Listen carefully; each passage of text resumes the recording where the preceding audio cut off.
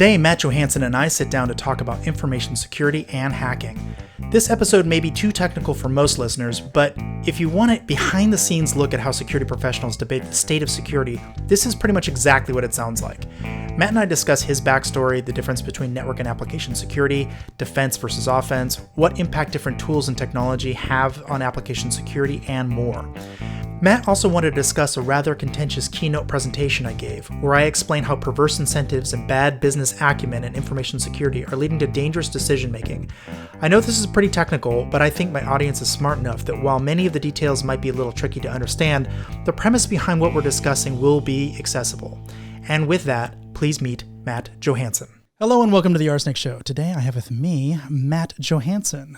How are you, sir? I'm doing well. It's good to see you. Happy to be here. Yeah, it's been a while. Good to be seen. I know, it is. Back from the pandemic. It's been a minute. We're back. Yeah. Back in Austin, Texas. That's right. Yeah. That's right. So you and I have known each other, 12? Is that right? 10, 12 years. 2008, yeah, maybe even longer. Yeah. Maybe even longer. Yeah. Seriously. Yeah. 2008. 2008, 2009. Yep. 13, 14 years? Yeah. Oof. It's getting up there. Yeah, I was a young pup. You were a younger pup. Yeah. I was not a pup, but yeah.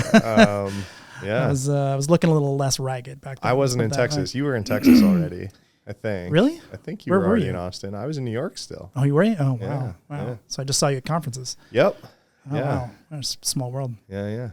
You helped move me to Austin. For sure. Well, to Austin, you know, for sure. when I got to Austin. Yeah, for sure. Your living room was involved. My living room has been the center of gravity of a lot of strange stories. Yes. Hey, Robert, I moved here because of you too. Yeah. It's all your fault. But I don't think it was my living room in that case. I think that's entirely a different. Drinks were almost certainly involved. Yes. Yeah. And bad judgment. A lot of rainy when rainy was cool. And then I don't know, walk to your house and Rainy Street is the bar district in Austin, Texas. Yes. So one of them. Which is now very touristy and less cool. Yes, it is, unfortunately. Mm-hmm. Yes. Okay. So we're here to talk about two things, you and Infosec, and kind of the confluence of those two things. Okay. So I picked that topic because I think you know about you and Infosec. I hope so. If not, the lobotomy worked. Yes. And, yeah, it took. You and I used to have a podcast together. We did. Many moons ago, yes. Which got zero traction. I think we had like 100 people total ever look at it.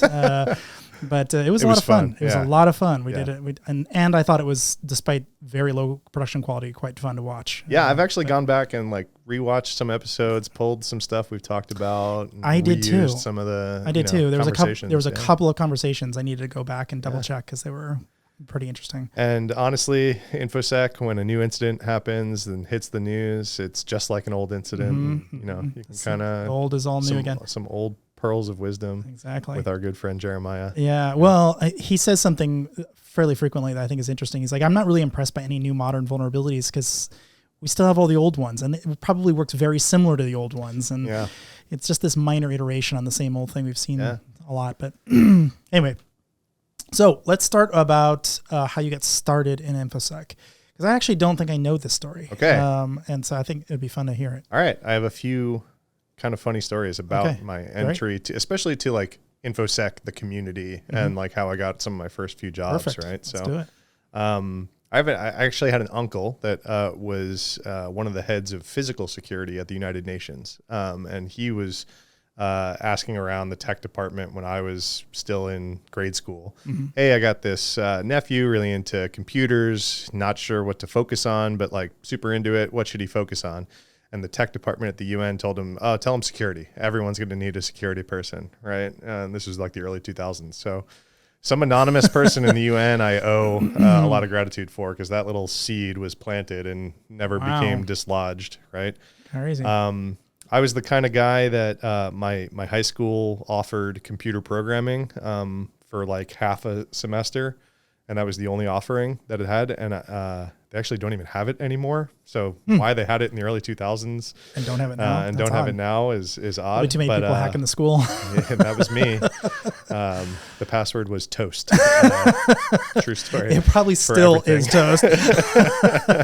I somehow convinced my guidance counselor to let me take it all 4 years of high school as an independent study. So I was just always kind of hacking on something. Wow. I was the student tech that would keep the computer lab, like after school, I would, rip and replace computer labs, help teachers figure out that their printers weren't plugged in right, that kind of thing, when I was in high school too. So that was like my tech entrance, right? And I just always had security in the back of my mind. And then I think one of my old professors, Dr. Loon from the Netherlands. He was part of the Maybe, yeah. What's the national organization, the incident response organization? CSIRT? Is that the CERT teams, but I'm not sure which one. Yeah, so like the governments have these CERT teams. He was like the head of the Netherlands one, and he came to my university. Probably NL CERT or something. Yeah, something. And he came to my university to be the CISO of my university, but he also happened to have a PhD, so they let him teach. It was my last ever semester in school. They taught the first ever security seminar at my school. It just kind of lined up. And he also was a SANS professor. So I was so interested that I graduated and took the class, and he said, hey, take this SANS class too, kind of thing. Right. And he had some nice words of wisdom that said, hey, there's this new website called Twitter you should get on. And he gave me another mutual friend of ours. Are you sure that's good advice? It was. And I'll explain the funny story in a second. He gave me another mutual friend of ours a DVD of a talk that he gave at, what was the New York City con that is no longer? Hope. At the last Hope.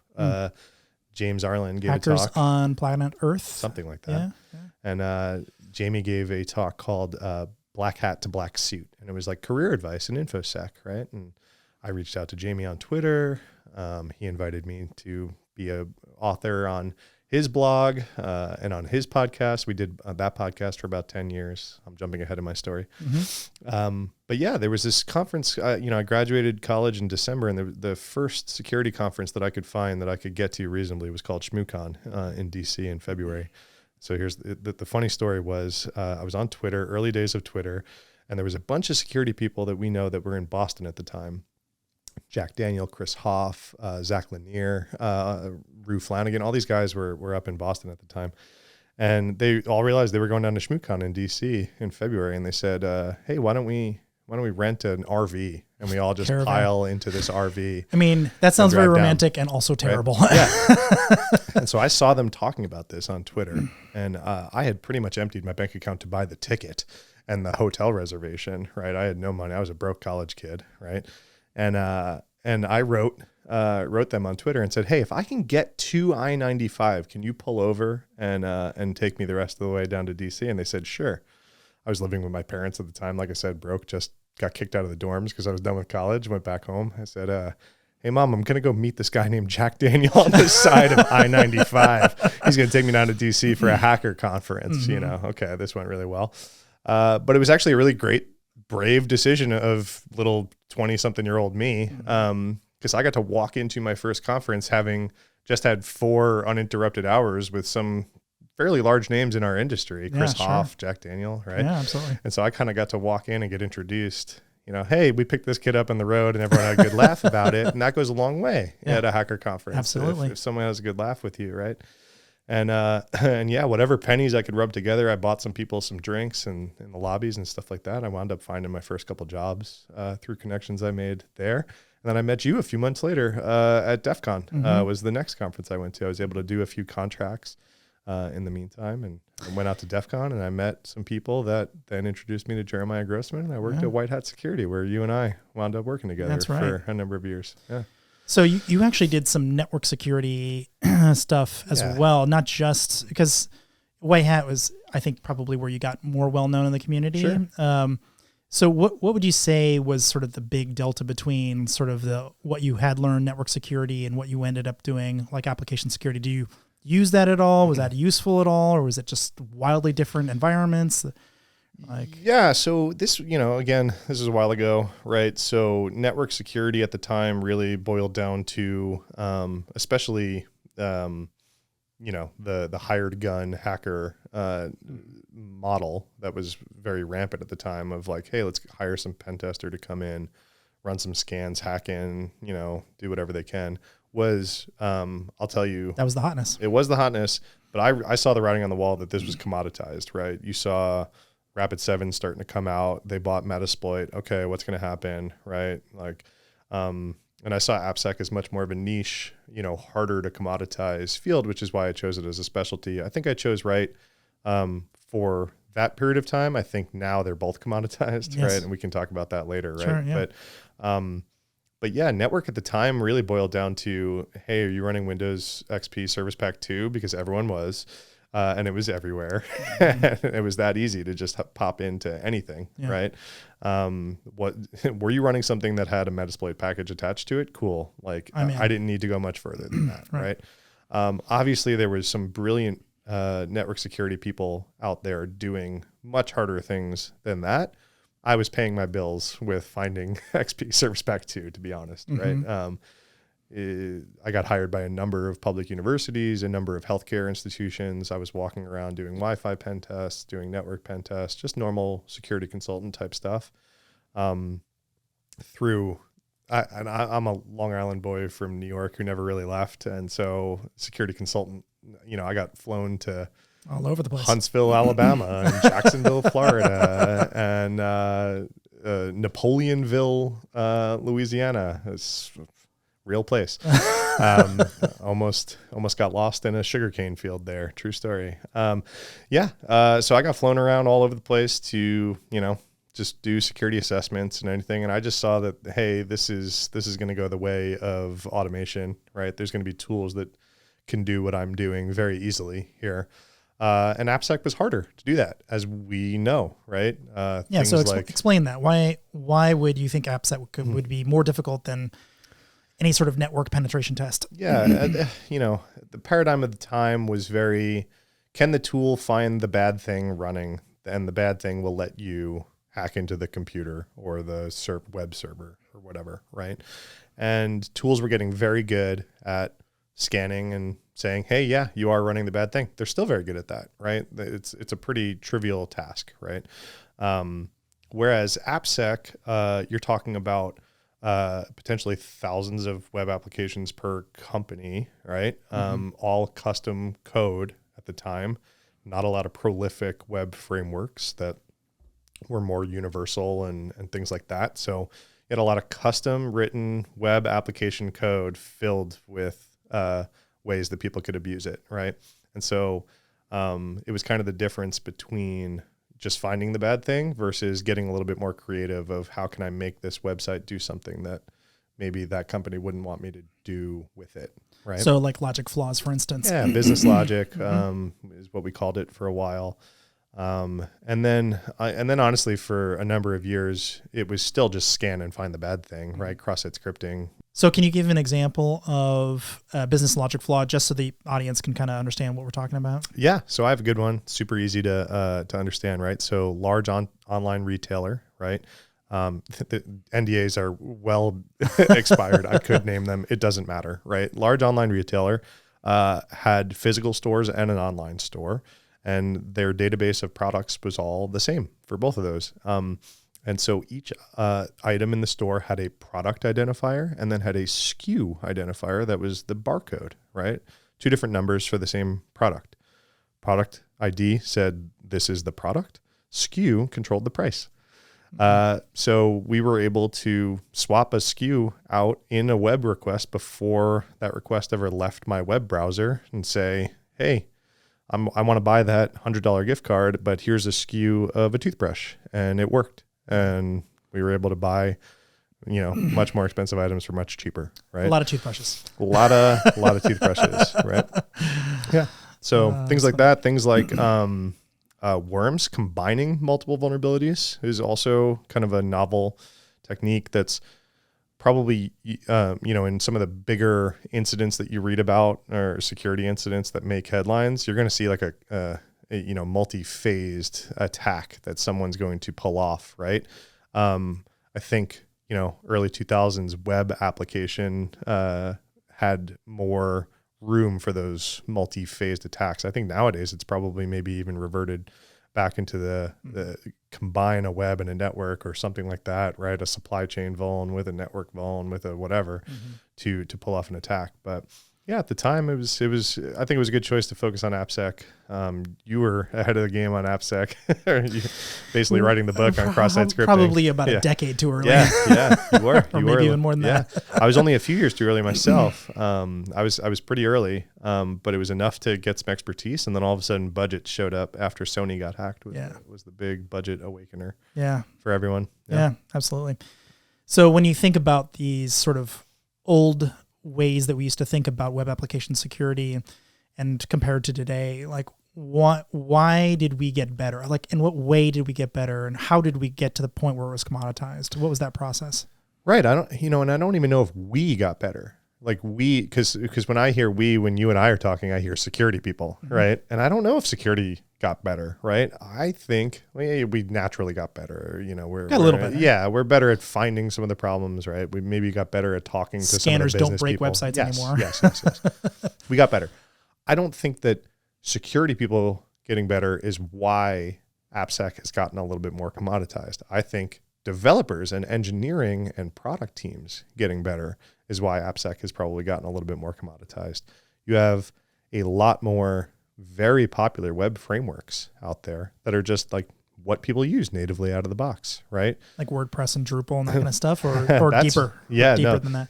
Well, they're full of their own security problems as well. No, I'm thinking more like React or Angular or these single page web app frameworks that have come out of places like Google, putting out a large web framework that says, hey, here, you use this thing. And if you actually look at some of the code, some of the ways that we used to exploit the websites in the past are just baked out of the way that the code works, right? And you actually have to tell the framework to ignore the security control put in place explicitly in order for it to be vulnerable to one of those things, right? There's actually an attribute called dangerously set in inner HTML. You have to write the word, you have to be a programmer and write the word dangerously set this inner HTML, right? And now, cross-site scripting is possible, right? Whereas, I mean, back in the old days, you had to jump through hoops to not be vulnerable to cross-site scripting or SQL injection or things like that. I don't know how much we want to explain all these things, but yeah, I mean, it might be worth explaining the difference between client side and server side. I think it's useful. Yeah. So everything we're talking about is very client front end, like the code that actually runs in your web browser, right? Is where a lot of the web app vulns that we had fun with in the early 2000s to 2010s timeframe, things like cross-site scripting, right? Where we're going to steal, now everyone is even more familiar with cookies because every website you go to bugs you nowadays. Would you like to accept all the cookies, right? I'm convinced those buttons don't do anything, by the way. You can hit whatever button you want. I don't think anything happens. I think that just is there, right? For some law. But yeah, cross-site scripting was basically a tool that hackers used to steal your session cookies or do some other things, but that was like a common thing that you could do, right? That was very client-side focused. Your cookie is in your web browser. I want to steal it. I want to run my code in your web browser to steal it. That was that whole thing, right? Versus server-side stuff, yeah, right? And you're almost bleeding into network vulnerabilities at that level of, hey, something is installed on this web server that is bad, and it will let a hacker do something on that web server where the data lives or where the data is going to live in the future. And you can leave a little package there and wait for the data and exfiltrate it and things like that, right? I like to think about SQL injection, kind of like, imagine I'm saying a sentence, like, the dog's color is, and then like a line where you're supposed to enter some data, and then period. Now, your job as an attacker is to make this grammatically correct, has to be grammatically correct, and do whatever you want to do in that line. That's it. That's all that's the requirements. Just do whatever. So a normal person would say brown or whatever. A hacker would say blue, period, and then sort of completely different sentence, like, give me all your money, without a period at the end. So that period that was there before is now pushed to that second sentence. So you have two sentences instead of one sentence. And that's kind of logically what's really going on under the hood for these complex back-end SQL queries or whatever. Yeah, one of my favorite examples of that was actually erasing an entire database with an apostrophe and a semicolon was the only part of the injection at all, right? Usually you think complex hacker code. This was 2 characters and it erased an entire database. And we talked to them, hey, how'd this happen? We were just looking for SQL errors. We didn't mean to erase your whole database, right? Luckily they were able to revert and everything. But to describe it in the sentence that you used, it was basically update all users' email addresses to user input, where user equals whatever. And if we had the semicolon, it never got to just update the email address of that user. Right. It updated every user's email address to nothing, right? So yeah, this actually brings up a interesting point about testing in production versus staging. So a lot of people are like, well, you just test if you're worried about stuff like this, don't test in production, test in staging. I've run across a number of different situations where staging, yes, it is technically a different environment. Technically, it's sitting off to the side, but it still has access to the mail system. So it still sends hundreds of millions of emails to all these people just, because your machine is just cranking on it, trying to find vulnerabilities, or it still has access to the database, but it's a different part of the database. And so you accidentally wind up in the right part of the database and all kinds of hell breaks loose. And there's all kinds of examples of that. They're all behind the same firewall. So if you take one down, it's kind of running on the same infrastructure. It kind of takes it all down. And there's all kinds of examples of that. Yeah, I think, that's the example of, I mentioned it already, of the Sony hack. What year was this? I don't know. 10, 11, 12? Something like that. Yeah. Somewhere in that range. It was like Christmas, right? Everyone got their new PlayStation and the PlayStation network was down because they got hacked. And they took everything down to remediate the hack, right? It was really bad. So there's all sorts of cool stats to go look up. It was 10 years ago, but it's still cool to read about the costs of the remediation of that and really what happened. And this is when... Do you have an idea of what they were off the top of your head? What I do remember was the cost of the breach was a small percentage of the cost of everything, that the ripple effects of all of it, right? So say $20 million breach impact, related directly to the breach, and then upwards of $100 million of lost sales Christmas week, because they were down for whatever reason. And then I think they paid for identity theft protection for anyone who was impacted, and that cost however many, yeah, but that's a bit of a fallacy, unfortunately, because that's a referral program, so they actually end up making money the next year. Okay. Yeah. It sucks the first year, but then they make money the second year. Take all of that out of it, right? The breach and then the lost sales from the actual PlayStation network going down were, triple digit million, $100+ million, right? Yep. And I remember this because obviously we were selling application security solutions at the time, and it was very hard. I literally have a t-shirt that says I protect 2,000 websites. It was a big deal when White Hat hit 2,000 websites under service, right? Sony got hacked. We hit 10,000 really quick, right? But it took them 10 years to get to 2,000, right? And then it was a hockey stick, right? And this relates to what you're talking about, because the Sony hack was not via Sony.com, right? It was via some Brazilian forum that Sony owned, had SQL injection in it, and it all tied back to the same databases. So now all of a sudden people went from, I have an Appsec program, or I have a web app firewall, or I have some shiny blinky tool light, and it protects my mycompany.com, to, oh crap, we need to know every website that we have on the internet. And we need to make sure that they're all covered in whatever level of protection we want them to be covered in, right? Yeah. And this was a big shift, right? So this went, from, hey, the flagship web applications of all these companies to, hey, if you put a website on the internet, it needs to check. Right? There were a couple big shifts in security. One of them was Sammy Kamkar and his MySpace worm. That was a big one. Sony's another big one. it's kind of interesting to see the evolution of the industry. It's kind of stagnant, just kind of going along and chugging along. And then all of a sudden Log4j happens and everyone picks up their head and, oh my God, that's terrible. So, I think that there's two current ones. I think Log4j is the first current one that everyone can't get out of their mouths. Right. Mm-hmm. And the other one was SolarWinds, right? Because now everyone's talking about supply chain, right? Because that's how they got in SolarWinds. The SolarWinds hack, I don't know about you, is one of the scarier hacks that we have all the details of that I've ever read about. That like, I remember reading it at the time and going, "Oh, we wouldn't catch that." Right? Yeah. In my day, I was like, "Oh, we would not catch that." Like that. Oh, that step. Oh, that's nasty. That step. That was very, very, very clever. Yeah, I just maybe 2 or 3 days ago, I just saw something where somebody found some large number, call it approximately 100. I don't know what the real number is. Different forged machines that look like Cisco gear that when you open them up, I mean, they are not Cisco compliant devices. They have not been refurbished. These are net new devices with all kinds of things running on them. And it's hard to know. I mean, you're going through an authorized reseller, selling something that you expect to be refurbished, and no, it's definitely not. I think the supply chain rabbit hole, you could dig forever. Right. And I think the country has realized this through COVID, right? I mean, the supply chain is a buzzword for the reason the economy was doing the way it was, or the reason inflation was what inflation was, right? Everyone's talking about the supply chain, right? Oh, the chickens are sick. That's the supply chain, right? It's like, oh, well, my chickens are sick too. They're just sick with Log4j, right?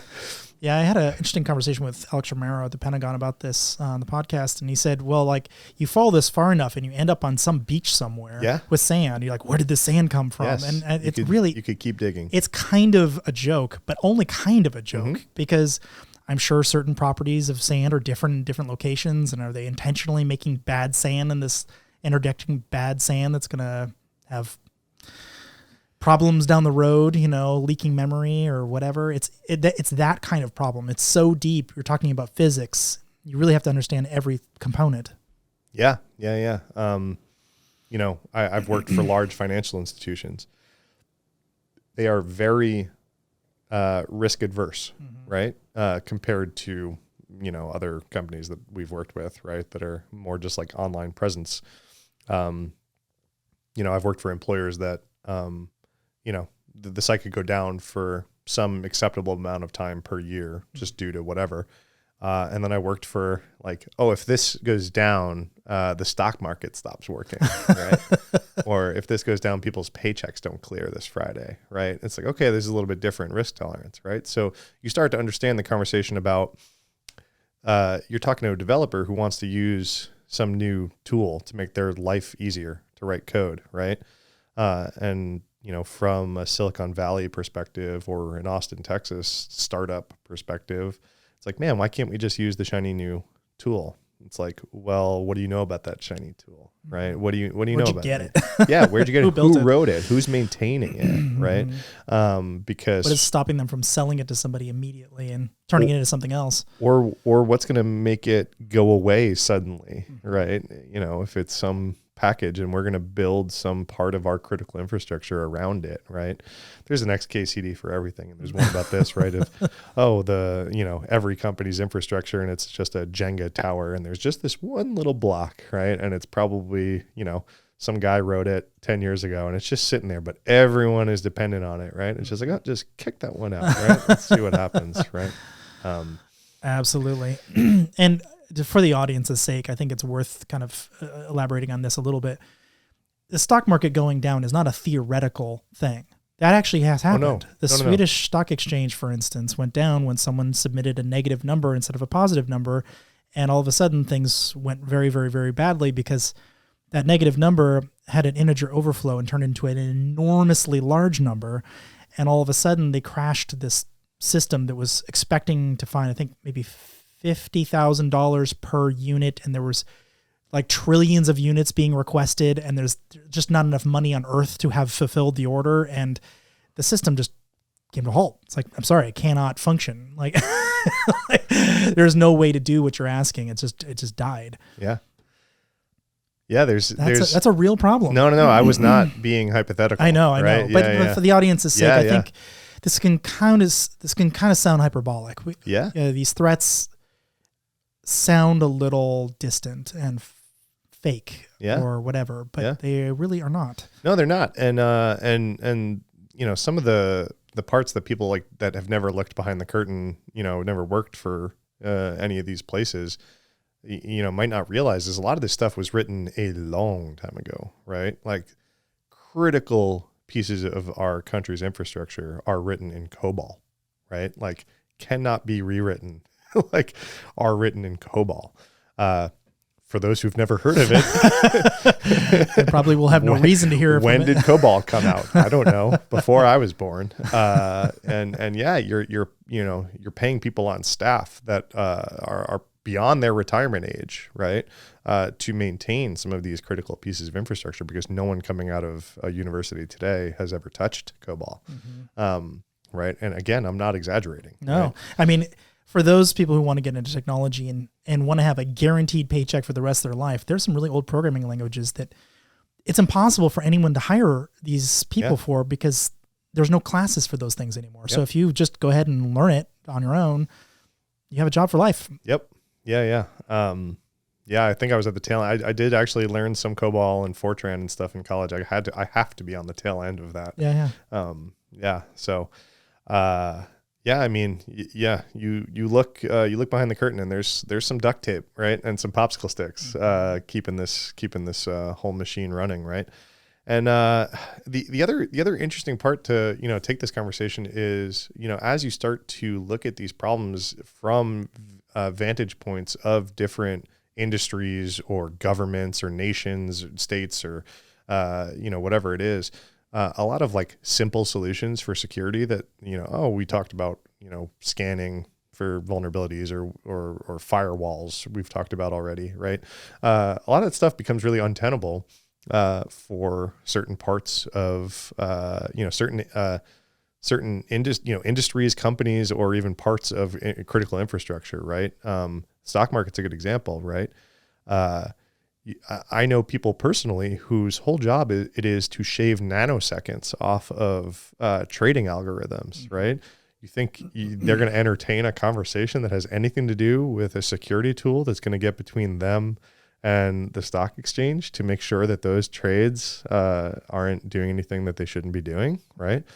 You're adding latency that, you know, I've been in rooms where they've talked about drilling through concrete support beams of skyscrapers because the fiber optic cable will be that much shorter and the nanosecond will actually print money. Right. You're not going to be talking about adding latency in that room. You'll get laughed out of the room, right? Another good lens on this, you know, I don't know if you've had Alex Stamos on but I know you know Alex. For the crowd who doesn't know Alex, a longtime CISO in our industry, was the head of security for Yahoo and Facebook.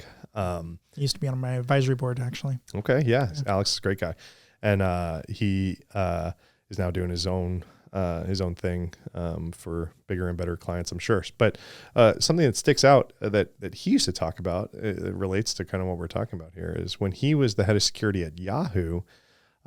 He said, hey, I think this firewall is the best firewall on the market possible that money can buy. I think it was by Palo Alto Networks at the time, right? This is, you know, probably 7, 8 years ago. Hey, Palo Alto Networks version, blah, blah, blah, blah, blah. This is by far the best firewall on the market for these reasons.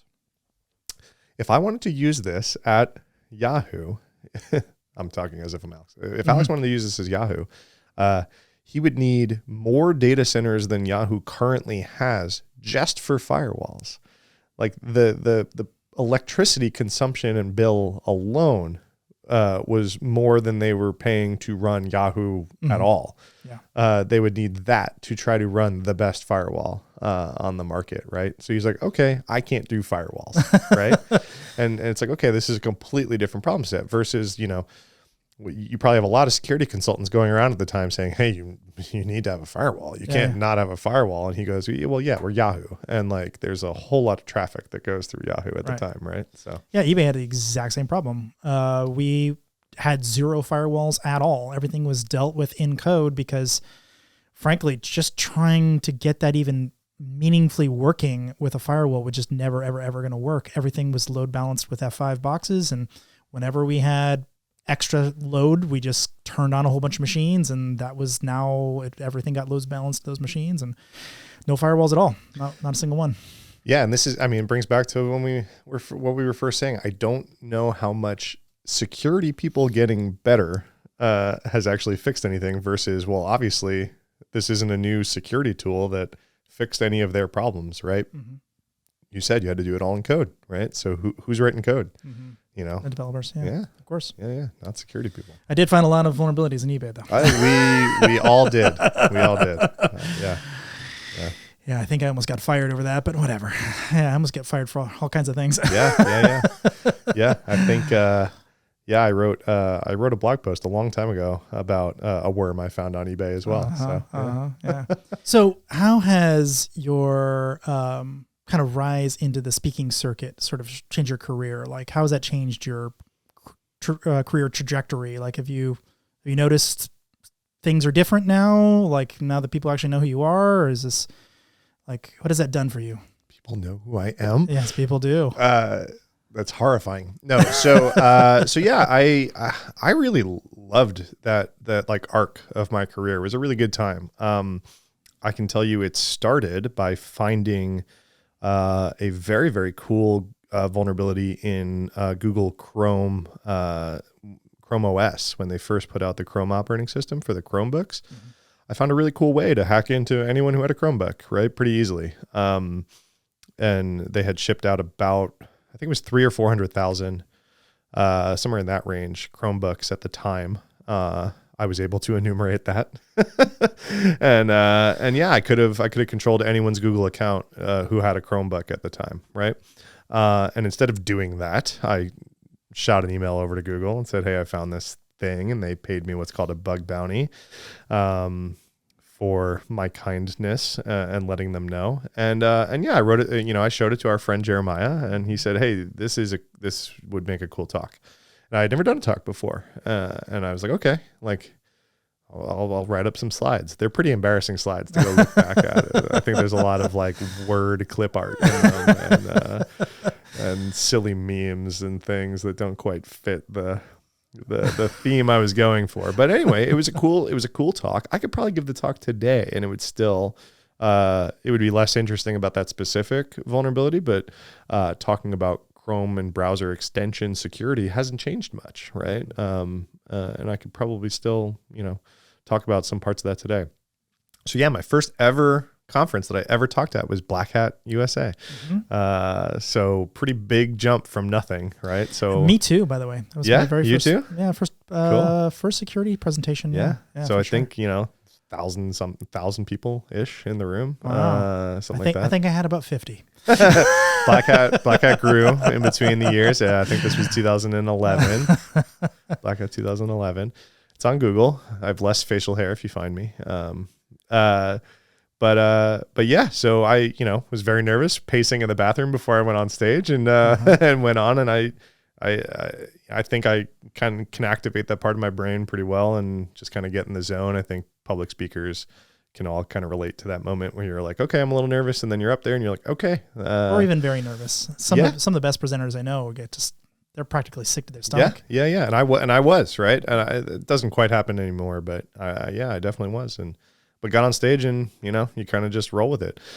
That year I got off stage at Black Hat. I did an interview with the New York Times and the Wall Street Journal. And then I went over to B-Sides Las Vegas. I gave the talk again. And then I had to somehow stay coherent and give the talk at B-Side at DEF CON on Saturday. So this was like Wednesday, and then a few more days in Las Vegas.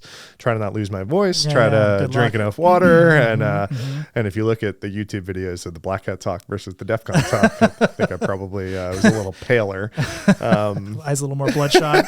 Might have had sunglasses on when I started. Yeah, 8 a.m. on Saturday morning at DEF CON. Ouch. But yeah, like another 1,200 people in the room at DEF CON, right? So it was kind of a trial by fire of getting into public speaking. But I took it on the circuit and went to OWASPs and things like that. And I think, I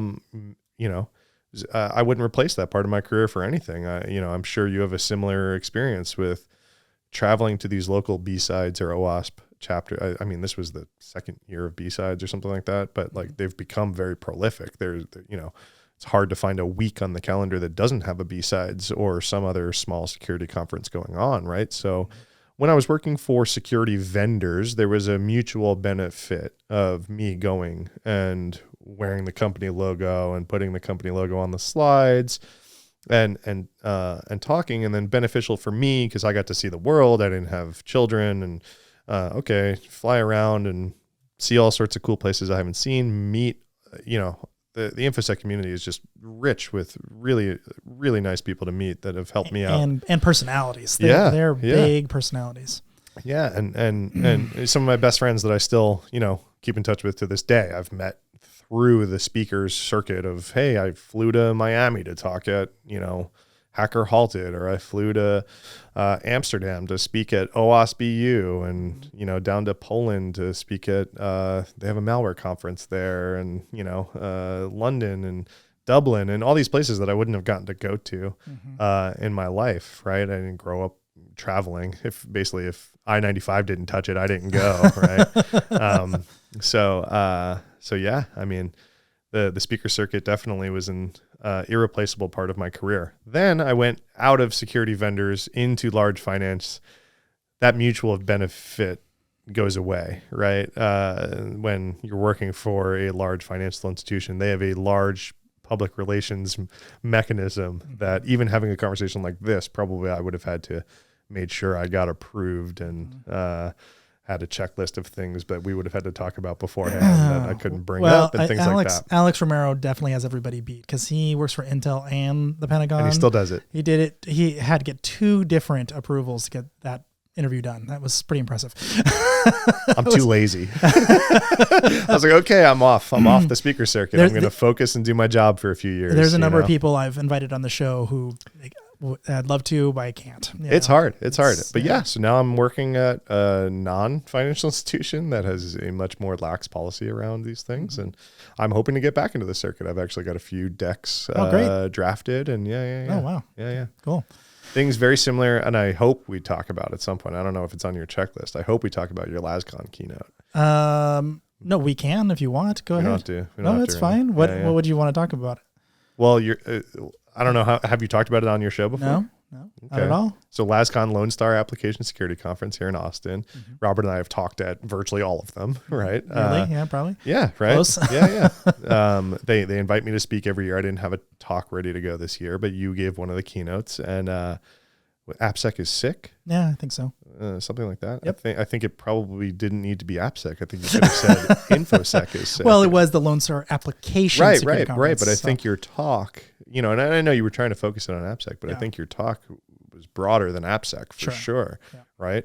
I'd even challenge it to say Appsec is dying. Right. Interesting. I think Appsec as a niche specialty is dying in the way we know it, at least. Right. All right. Okay. You're the very first person I have ever heard say that. So why is Appsec dying? I think you had a lot of the reasons in your talk. I think a lot of the incentives are shifting. The financial incentives are shifting. And the conversation is, okay, what was probably the number one piece of advice over the last 10 years that you heard at every security conference you went to? What's like the number one thing or like a theme? It depends. Right. But like a general theme. I think it was a very popular one. We'll patch all your stuff or know where everything is. Know where everything is. Scan everything. Okay. There's a bunch of different versions of this. I'd say one of the most prevalent things that I saw everywhere was shift left. Yeah. Okay. DevSecOps. Right. I think you did some presentations about this. I have. I'm not saying I wasn't part of this movement, right?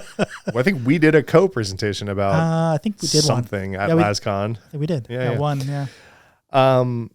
I was obviously part of it, right? It makes sense. You want security to be just part of the natural development life cycle of code at your thing, instead of this like grim reaper of you must find all of your problems and, hey, I'm going to send this back to the kitchen and cook it right and send it back out, right?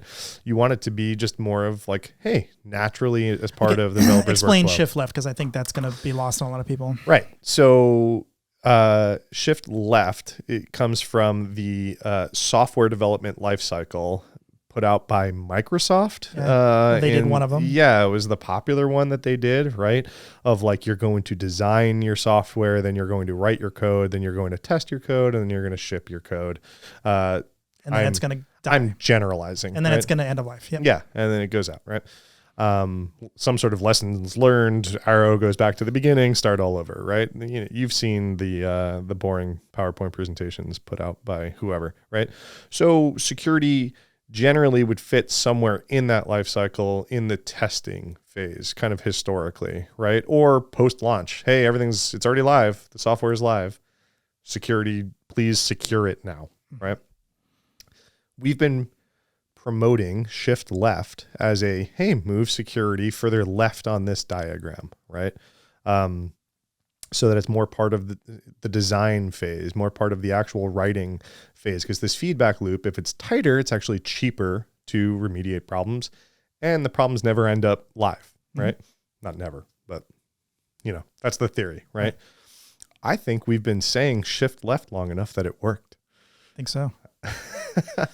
Well, okay, but the problem is that only works for net new apps. There are so 100%. many and that's why apps that are not ready to. When I said Appsec is dying and not dead. Okay. That is my exact distinction. Is there's plenty still out there to fix, right? But I'd say for net new things, traditional Appsec, the way you and I know it and practiced it, it would be hard to go make a career in finding cross-site scripting vulns right now. Oh, that I agree with. And we did. There was a team of 80 to 100 people at Google that just found cross-site scripting vulns back in the mid 2000s, right? You couldn't launch a career in Appsec today with just the knowledge of how to find cross-site scripting or SQL injection or things like that, right? So does that just mean you have, as a security person, you're going to have to find more and more bespoke vulnerabilities, or maybe be a researcher, because there's a lot of vulnerabilities that no one's ever encountered before. Right. Brand new. Right. This framework has never even seen this type of issue before. Yeah. I think there's a lot of that, right? I think, but this bleeds into one of your probably more controversial points in your keynote at LastCon, right? Yeah, I was excited to talk about this today. Okay, great. And I'd like to hear you reiterate it, because I'm not going to do a very good job, which was, in general terms, about brain drain in the security industry. And there's a talent shortage. Okay. People are aging out or burning out, or XYZ reason. The good security people aren't necessarily doing hands-on keyboard security as much anymore, was kind of the point that you were talking about. Right. And so we're getting more young, and there's now security programs at universities that didn't exist when you and I were going to school. You couldn't have gotten a master's in cybersecurity. It didn't exist until the last 10 years, right? Now there is, and yet counterintuitively, the talent, at least your point that you were making, was the high-end talent of security is dwindling. Significantly. Can you reiterate why you think that? Yeah. This is a contentious topic. I know. I would say 90% of the people who understand this problem completely agree with me, and about 10% hate it and can't come up with a reason why I'm wrong. But that doesn't mean I'm wrong. It just means they hate it.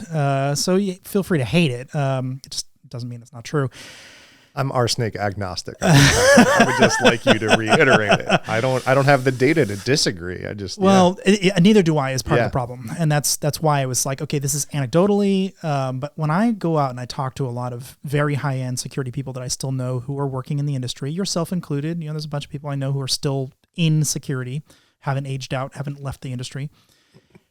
What I see is that they're not doing security anymore, or they're doing CISO work, or they're doing compliance work, or they're now managing a development team doing some big project, but it's like, might kind of tangentially hit security, but not really. And it's really more of a CSO, like security officer, like outbound, like, technology, like building a robot or something, it's like, it's kind of barely security, but they kind of call it security, but it isn't. Third party risk I see popping up as a topic. Some of that happens, but the vast majority of them have just left. They're just not even in security at all. They're now, vice presidents of IT, or, they're now the CTO of a company, or they're a founder, they're starting their own business, or they aged out. They're just not even in security at all anymore. They retired. They're just done. A bunch of them have gone and done non-security stuff. Like one of them went into AI, ML stuff, just found that more interesting. And I see this, and these are the old timers. These are the people who should be most important to the industry to keep around as long as you possibly can, because they have all this weird institutional knowledge about things used to be. And not that they should be a hands-on keyboard, but they should be training the next generation, right? But they're not doing that. They're gone. They're not even part of the company who manages security at all anymore. And so then who's left? Well, people come in and they take these CISO jobs, and these people are technologists, maybe. A lot of them aren't really. They are more compliance people. They really kind of more understand GRC, governance, risk compliance, like how things should be structured, from a corporation perspective, not technologists. And then they are asked to go backfill tons of technology jobs for which they have zero context because they're not technologists. So who do they go and look for? Well, they have a couple options. One is go to the universities. But it turns out the universities are not producing the kind of technical talent that they need to. They're just not, for whatever reason. And the people I know who actually are in the position, who are still technologists who hire, say that every time they try that, they just get subpar people. Okay, so they're not going to do that ever again. They did it. They tried it. It was a bad experiment. They ended up spending more time trying to train these people out of what they learned in school and to be good at their job. And so that's not great. And then secondly, they end up in a weird position where they end up having to poach. That's where they get their security talent. They poach it from other places. So we have this circle of, high, good talent or whatever, who are just jumping from job to job to job, making more money every time they go. Writing their own paycheck was what I was saying. They're They're making more money every time they jump.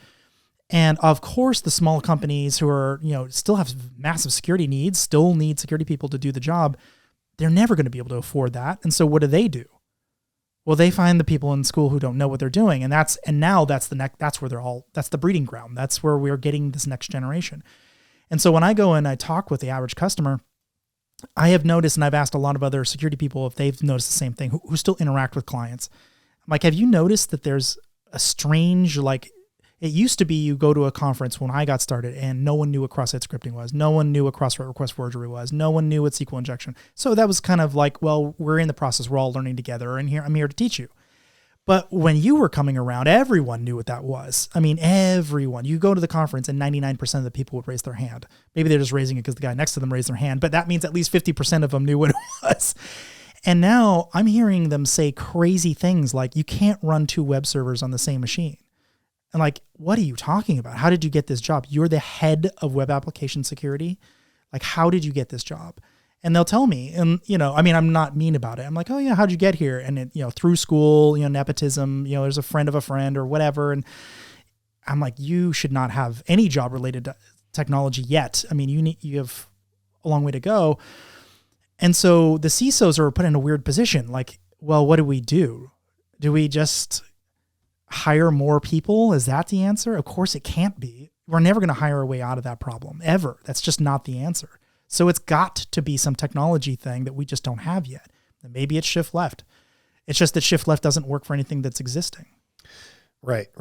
So yeah, a few points. I mean, obviously there's going to be people that have opinions about what you just said, right? And they're going to be very upset, but yeah. And I don't have the data to disagree, right? Everything we're talking about is just conversations that we're having and just, experiences that we're having. And I can't disagree. I've had similar experiences, right? Okay. You're another data point there. Yeah. Of like medium-sized companies not having the top end talent anymore, because they all kind of, I feel like a bunch of us bounced around those size companies or vendors, right? A lot of us went into security vendor land for a while. Which is fun because you get to see a lot of stuff as opposed to one thing. Yeah. White Hat was my master's degree, right? Of course. Like I got to hands-on personally, do penetration tests on more web apps than I ever would have done as a security consultant or anything like that, right? At White Hat. So yeah, vendors can be very, very good training grounds depending on the vendor, right? Depending on what service they're hiring their security talent for, right? But I think a lot of us bounced around those size or the vendors land, and then a lot of us ended up in high tech, right? Like the Googles, the FANGs, okay, right? Or banking or whatever. Sure, right? Because they could afford it. Yeah, they can they can pay. And the problem sets are very interesting, right? When I went to one of my previous jobs, and I thought I was like, hey, I want to go back to a smaller team. I was at a larger team, and this was a larger team, and I was being recruited, and I said, yeah, I like startups. I like, small things. And in the conversation, they said, yeah, but okay, so you've done Appsec, you've done network security, cool.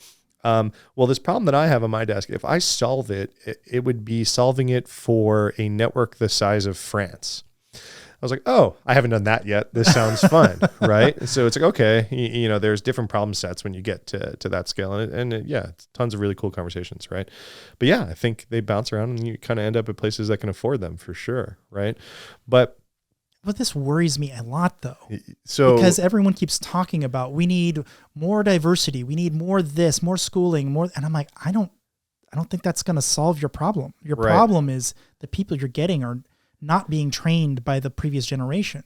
So they're learning on the job, and they're not doing a great job.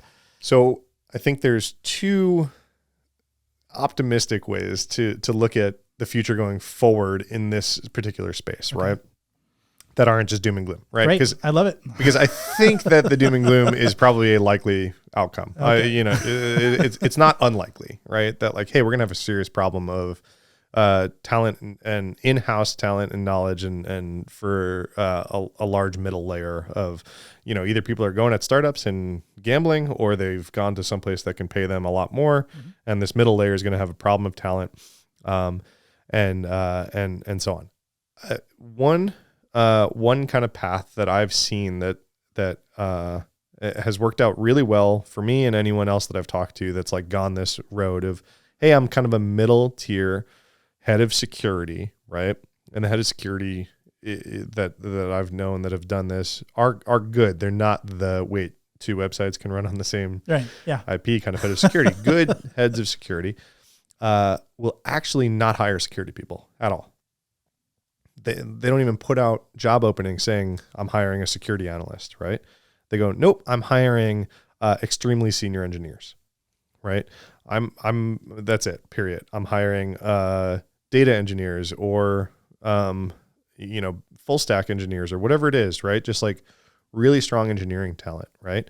And then if the head of security at least is a good guiding light, those engineers can do a whole lot more to benefit the security of a tech organization, and software organizations, specifically, right? Yes. Yeah. It's probably different if you're Hardware getting into healthcare or something like that, where, that too. If you're getting into, those kinds of spaces, maybe this isn't a good tactic, right? But in tech, I think, hiring engineers, and they're going to write programs or automation or tools or things that are going to overall help the ecosystem in a way that your security person who can kind of get by with some Python, so this won't be able to do. This actually happened in my previous company that just got acquired. So we brought in a bunch of very, very, very senior engineers that knew nothing about Infosec. Nothing. I mean, it was like pulling teeth to get them to understand like sort of basics, like,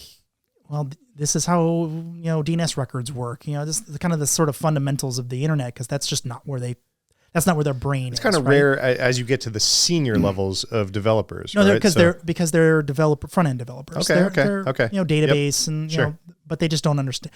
They might understand DNS like kind of conceptually, sure, but not the weird edge cases, the stuff that you and I would have to think about. And for the first, I would say 6 to 8 months, it was incredibly frustrating. Like I was pulling my hair out. Like I was trying to get them to understand simple concepts. They would release something. I'm like, what are you doing? I told you it doesn't work like that. Let's try again. Like we'll get you back in the meeting, explain how this all works again. But then now, and it's been a couple of years now, I would trust these guys to build anything. I mean, they are super, super good. So clearly that does work. Yeah. But it takes somebody like me or you or whatever. Absolutely. You need a seed. And I know you're saying that those seeds are disappearing. Yeah. That's exactly the problem, right? So as soon as those people are gone, who are they going to learn from? Yeah, that's rough. But this is me saying it like if I was building a team today at my current job, I would not be hiring security talent. I would not be hiring X security consultants or X security analysts or, whatever, right? I would probably be looking for cloud infrastructure engineers, right? I would probably be looking for data scientists, right? I would be looking at someone who could close their eyes and make Splunk do really, really cool things, right? Versus someone who, was a threat hunter or something like that for a little while, right? Maybe threat hunting is still probably pretty useful as a skill, but I think I would say so. The tail, the long tail of security analysts in our industry, I think need to level up their skills quickly, right? I think that pure play security person job role is going to dwindle, in my opinion. I think, who's going to lead them, right? First of all. Second of all, so I left a very large team doing vulnerability management, right? Scan everything, find every vulnerability, like you said, right? Popular topics, right? I had probably 80 people in this org that I was helping run about, find every vulnerability, figure out who's fixing them, how quick they need to fix them. Do we need to ring alarm bells about this one that we found, whatever, right? Oh, new thing came out. Let's make sure that that's part of our scans that kick off, right? All very traditional security work, right? My new role, I had exceeds expectations performers on my last team that I could not hire today, right? They wouldn't translate into a small team that I need people that know their way around GitHub pull requests and know what Terraform is and can, walk into an AWS account and be able to, do everything within an AWS account that they need to do, or a GCP account or whatever, right? Mm-hmm. Your traditional security analyst who was just managing vulnerabilities by the pile, literally, right? That skill set isn't going to translate to a modern cloud infrastructure tech stack, right? I don't have anything that looks like that today, right? It's an interesting translation. So you said there was two things that give you hope. What was the other one? Do you remember what it was, or did you? This is why I brought pen and paper and I didn't utilize it. So hire developers was the first thing that I thought of, right? And the other was, I think it might be cyclical, right? So I think, like you just said, about your engineers that knew nothing about Infosec and took 6-8 months. Now you trust them with the world. Maybe we're in that 6-8 month, just at a very broad scale lull for the industry, right? Of, hey, we had people burn out, right? I know a CISO I worked with that is now an artist painting pictures, right? So like you said, right? Hey, just get out, right? Definitely happening. I get it, right? So maybe we're in this lull, right? That, hey, the talent is lulled and I don't think so, Matt. So do you ever hear the Eternal September? You ever heard this anecdote? Is that a Green Day song? No. So when the internet was just getting started, it was very, very, very new, people would join, first day of college or whatever, in September, right? And they log in and everything would be all caps. Hi, how are you? And just crazy, not understanding, internet etiquette at all. And then everybody would pile on that person hey, I realize you're the new guy. Gotta chill. But you gotta chill, and here's the internet etiquette. Here's how you talk. Here's how you ask for things, et cetera, right? And then the next year in September, and everyone kept saying, oh, it's just September. Don't worry. It'll be okay. This will go away. We'll get enough people. The Eternal September. And it just kept happening. Yeah. I think we're in Eternal September for security. I get it. I don't mind sharing. I work for Reddit now, and social media platform, and we talk about this for our own growth, right? Where there is an etiquette on Reddit, right? Are you a Redditor? Barely. Okay. I should be though. There is kind of a, if any of your viewers are Redditors, they will know there is kind of a language that gets spoken there, and a way you do and don't do things on the platform. Otherwise, you'll get crucified by the other people on the platform for whatever reason, right? It's one of our biggest barriers to entry, right? Of growth of, internet creatures that have grown up on the internet, like you and I, right? You would pick it up really quick. Right? Of course. We've talked on IRC. I think you can handle Reddit, right? But if you're trying to attract people that are used to Facebook, where it's like grandma writes, we cremated dad today, fire emoji, right? Because they don't realize that that's not okay, right? That's what you're used to. And you come to Reddit, and there's a little bit more of a feedback loop on Reddit, and it becomes a hard problem. So yeah, I think we might have just do an entire big write up about your day. People are just like, what is this? Like, what are you doing? Yeah. What are you doing? Right. So yeah. Eternal September. I like that. Yeah. That was a very weird, I mean, I wasn't there in the very, very, very beginning of the internet, but close enough that I experienced it. And I'm why is everyone so weird all of a sudden? You used an example too. That's funny. Like the all caps one, right? If you don't really, unless that someone told you at some point that's like, hey, that's yelling. Yeah. Why are you yelling at everybody right now? Yeah. It's a weird etiquette thing that we all know now. We all know. Yeah. And someone does it. You're like, ooh, either your caps locks are broken, you're really old, or you're brand new. Yeah. Yeah. So or you're mad, or you're actually mad. The other part I liked about your keynote was you had no solutions to any of this. No, not really. It was very gloomy. And I agree. Right. And this is why I think, that's what I'm saying. I think Appsec, as we know it, is dying, right? I think that to go back to my original point that spurred all of this, right? We pounded the table about shift left, right? And this is what the talk that I've got grooming is about is, I shouldn't use the word grooming nowadays. That's a loaded term. I wouldn't personally. Canceled. Done. Oh man. All right. The talk that I'm working on the side is about, hey, we did it. Shift left. Now what? Right? Because I think that, and to caveat, you're 100% correct for anything new, right? Or anything built after a certain line in the sand, right? Per se, that is some version of modern, right? In terms of infrastructure or web framework or whatever it is, right? There is a way that security has to interact with like modern cloud infrastructure, immutable systems, containerized Kubernetes stacks, all like that are just everywhere, right?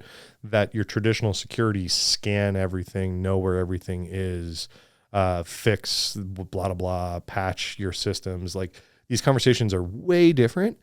And they're different in that they are more engineering focused, right?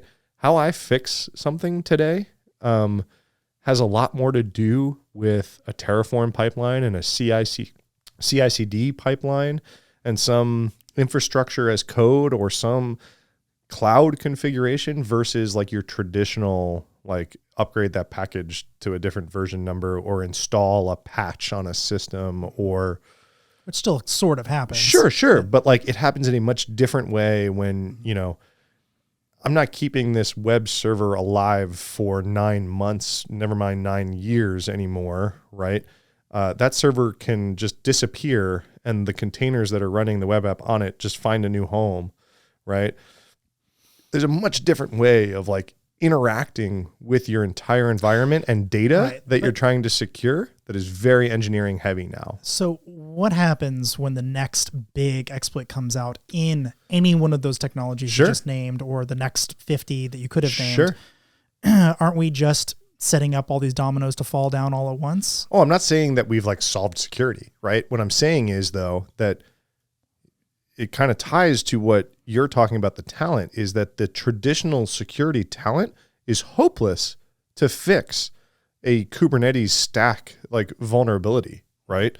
Like what is your traditional security analyst going to do when you give them a Kubernetes cluster that has some ODE in its master node?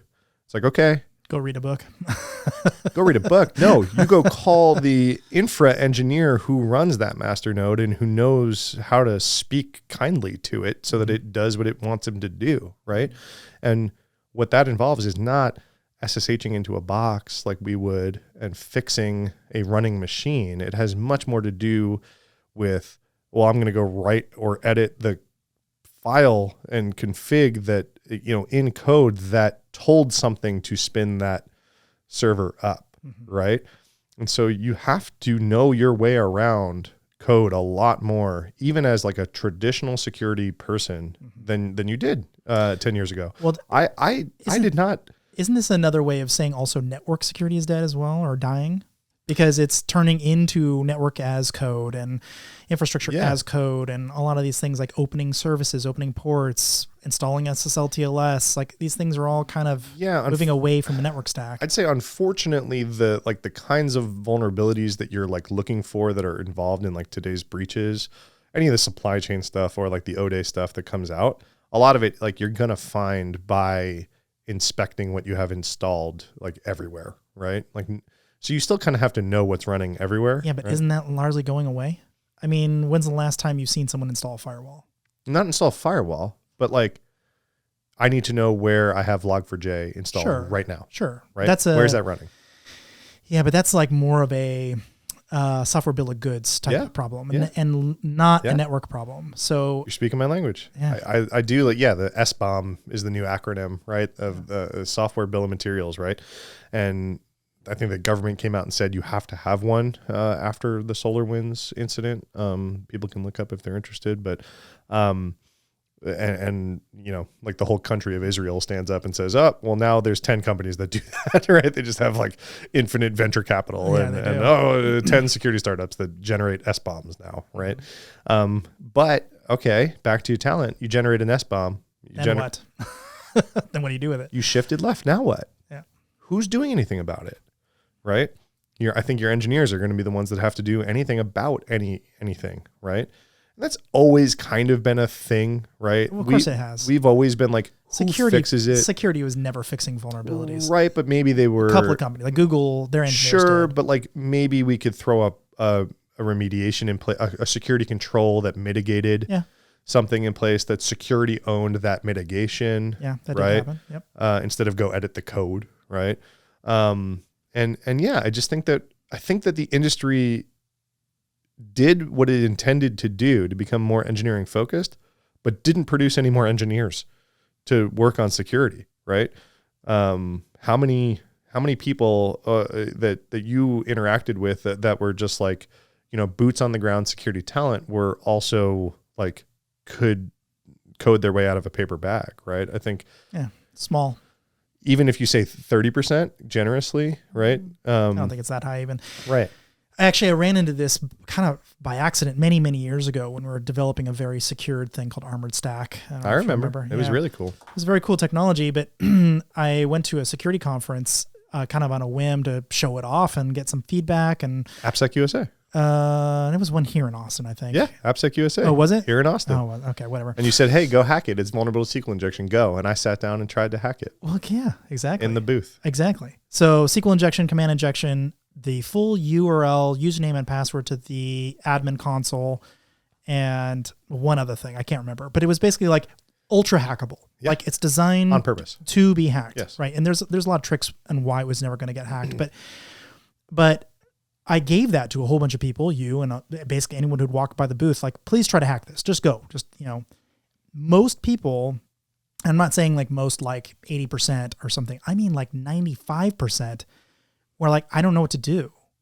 Like they looked at it like it was a foreign language or something. Like, what do you, I don't know what to do. I'm like, you're in security. What do you mean? What do you do? I gave you a command injection. I gave you SQL injection. And they're like, once I find it, I can get this far. I don't know what to do after this. Like I have a tool. The dog that caught the car. Now what? I have a tool that finds these things and I don't know what to do when I have them. Yeah. And I was looking around the room. I'm like, that is really surprising. The only people, there was one guy who worked at Metasploit.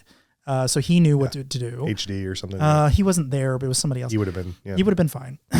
One other consultant who really knew what he was talking about. And in fact, he was actually getting pretty far along and figuring out how he might even theoretically get around it. You and maybe one or two other people. I didn't know what to do either. And this is what I'm saying. No, at least you knew the commands to type. Sure. Okay. Yeah. But maybe not how to make it work. But most of them didn't even know the commands. Right. They had no idea what the syntax even was to do anything. Had never been at a Linux terminal in their life. They didn't know how to even type ls, to do directory listing. They knew nothing. Yeah. And that unfortunately is our best that we have to offer now. Right. So that's what I'm saying. I had a team of 80 plus, exceeds like great talent, right? Like really smart people that are deep in their careers, right? Doing vuln management, who also probably would not know what to do with a Linux shell, and definitely has never seen like a GitHub pull request or anything like that, right? Sure. And that's how you fix things these days, right? Is like, I'm going to open a pull request in GitHub against this file that then tells the servers what to go do, right? We're deep in the weeds here, right? But that's okay. Yeah. But I just think that there's like, it was kind of okay then that for a lot of people in their career, they just knew how to find the problems. They didn't know how to exploit them, right? And they might have known at least some advice on how to fix the problems too, but they didn't know how to then develop like an exploit or like a true hacker would have, used that command injection vulnerability that you had. Okay, now what? Well, now you're probably gonna have to write some, low-level code to like go do something really quick on this server to exfiltrate some passwords or something like that, right? And yeah, your traditional security person never really had permission to go further than finding it, right? When I was a security consultant, it was like, find it, write it in your report, don't do anything about it, right? Don't exfiltrate those passwords, don't whatever, right? And some of our colleagues had really cool jobs where they had like the get out of jail free card. Go ahead, go as far as you possibly can. We want to see what you can do. Yeah, right. I had that a couple times. Yeah, and I had levels of that, right? But as far as like, okay, hands on a box, I'm going to hack this company, right, and exfiltrate all their data to show them that I did it. That's really rare, right? Most of the time, it's like, okay, hack us until you proved that you would have been able to take all of our data out, but please don't, for the love, like actually go any further, right? And yeah, I just think it's going to be hard for people that specialized in finding issues to operate in mid-sized security teams these days, right? I think the large institutions with tons of stuff, like you said, right, tons of existing web apps that have been written, however many years ago and whatever, there's plenty of it. It's all very important. I'm not belittling that skill set. That's generally my skill set, right? It's just, okay, now what, right? So what now? Yeah, I think we have to get a lot more engineering focus, and we have to, either the university talent that you're talking about is lacking right now, needs to stop teaching security generalism, right? As like some sort of useful grad, like as like a new grad.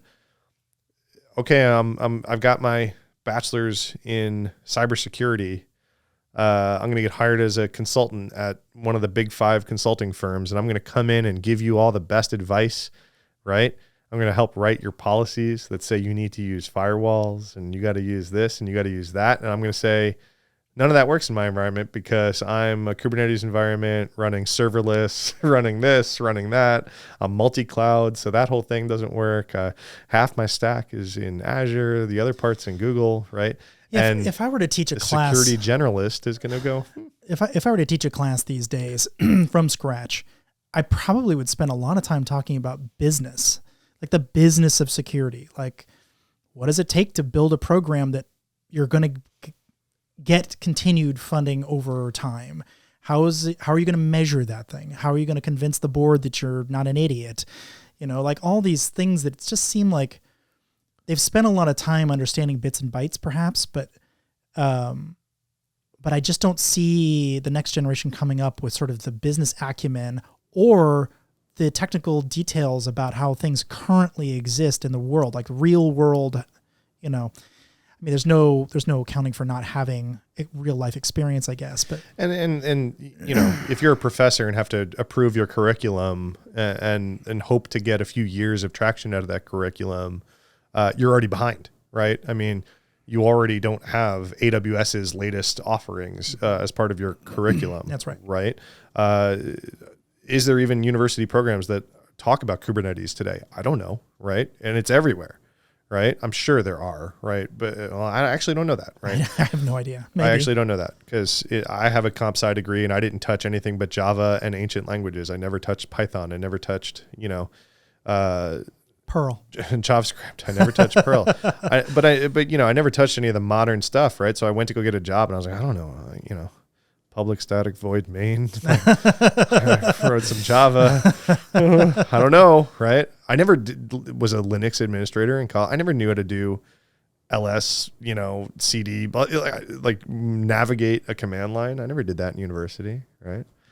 All right, so you've talked a little bit about culture in your presentations before.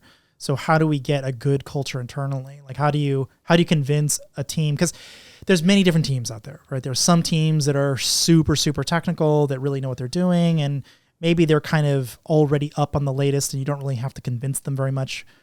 But there's also a lot of teams that are way behind the times, like unbelievably backwater in terms of how they think about things internally. Like how do you go in and improve their culture? Going in and improving a culture improving a culture. That's what I meant to say. Going in and improving a culture is very difficult, right? Because you've got people that have been there a long time, right? I think, starting when the team is small and having like the champion of the culture carriers are really important, right? I was this for White Hat, right? They spent the money to send me to Texas. The reason I'm Texas was as a culture carrier, right? Was, hey, we have this like hacker culture of, breakers, web app breakers in Silicon Valley, right? And we want to open a Texas office, but we don't want to just like hire a bunch of Texans who have never met any of us and just hope that it, ends up going the same way. So they sent me down. And one other person down to one person to help train them. And I was kind of the leader of the office. And it was very much, okay, how do we make sure that this, doesn't turn into something else, right? We didn't want to hire like a people manager off the street to come in with, their management manifesto to like do whatever it is. You want to, carry it the same way that you think is important, right? Be relaxed in areas that it's important to be relaxed, be tight in areas that it's important to be tight, and kind of foster the hacker culture, right? So you were involved in managing, I don't know, somewhere around 50-ish hackers? 50, 60, something like that? Yeah. All right, so what does it take to be a good hacker? Play to break, right? We hired a lot of people out of video game testing. Oh, really? I didn't know that. Yeah. We had a number of people that worked. I always thought QA people make great security people. Especially like, I'm going to bang on this website until cross-site scripting spits back out at me is a pretty repetitive task, yeah, right? Sure it is. That's why software is really good at it, right? Well, it used to be. I think, there's different versions and flavors of hackers, but I think the one of the underlying themes is, hey, I'm going to misuse this thing, right? Whether it's a payphone, right, back in the day, or whether it's a Linux machine that you've got sitting in the lobby of the Marriott over here, or whether it's ebay.com, right? What can I make ebay.com do that it wasn't supposed to do, right? How creative can I get with that? And that's a good hacker, right? Yep. Look where they didn't think that you were going to look, right? People that like know how to turn over rocks. I think the banging on it part is actually, for me, that's the killer. If you're really good at just sitting down and now 3 days later you realize you haven't left your desk and you're still working on it, you're probably going to be a good hacker. Yeah. Because you're just sitting there trying to get this thing working, and sometimes it just takes a long time. Yeah. You have to think through it. Some of my best exploits I could not get working that day. It happened second, third day later. I'm like, aha, I figured it out. Oh, and so I've written buffer overflows. They're exhausting. Yeah, it's hard. Yeah, okay, so we mentioned bug bounties earlier, right? And so if whoever's not familiar, bug bounty program company says, go ahead and hack us, but tell us about it. And if you find something cool, we will pay you legal tender, right? To report that to us, right? Instead of doing something nefarious with it, right? It's been Google was a champion of this. It's been around for a while, but it's more prevalent now than ever. There's even companies that will facilitate a bug bounty program for you if you don't have the team to do it, right? Yeah, someday I'll get Casey Ellis on here. Sure. Or something. Yeah, Bug Crowd at Katie is another really good one. Service. So I bring this up because it's what a lot of hackers are spending their time doing these days. People are making a living, especially people that don't live in the States or even Europe. A lot of people out of Southern Asia and India and things like this are finding these bug bounties, getting $25,000 rewards, which is a really big deal to them because they found some cool bug in Gmail or something like that, right? Sure beats playing a video game, right? Yeah, right. And so some of the advice that I give to people that are like looking to do that these days, right? So it's kind of answering your question of how to be a good hacker, how to be a good bug bounty hunter, right?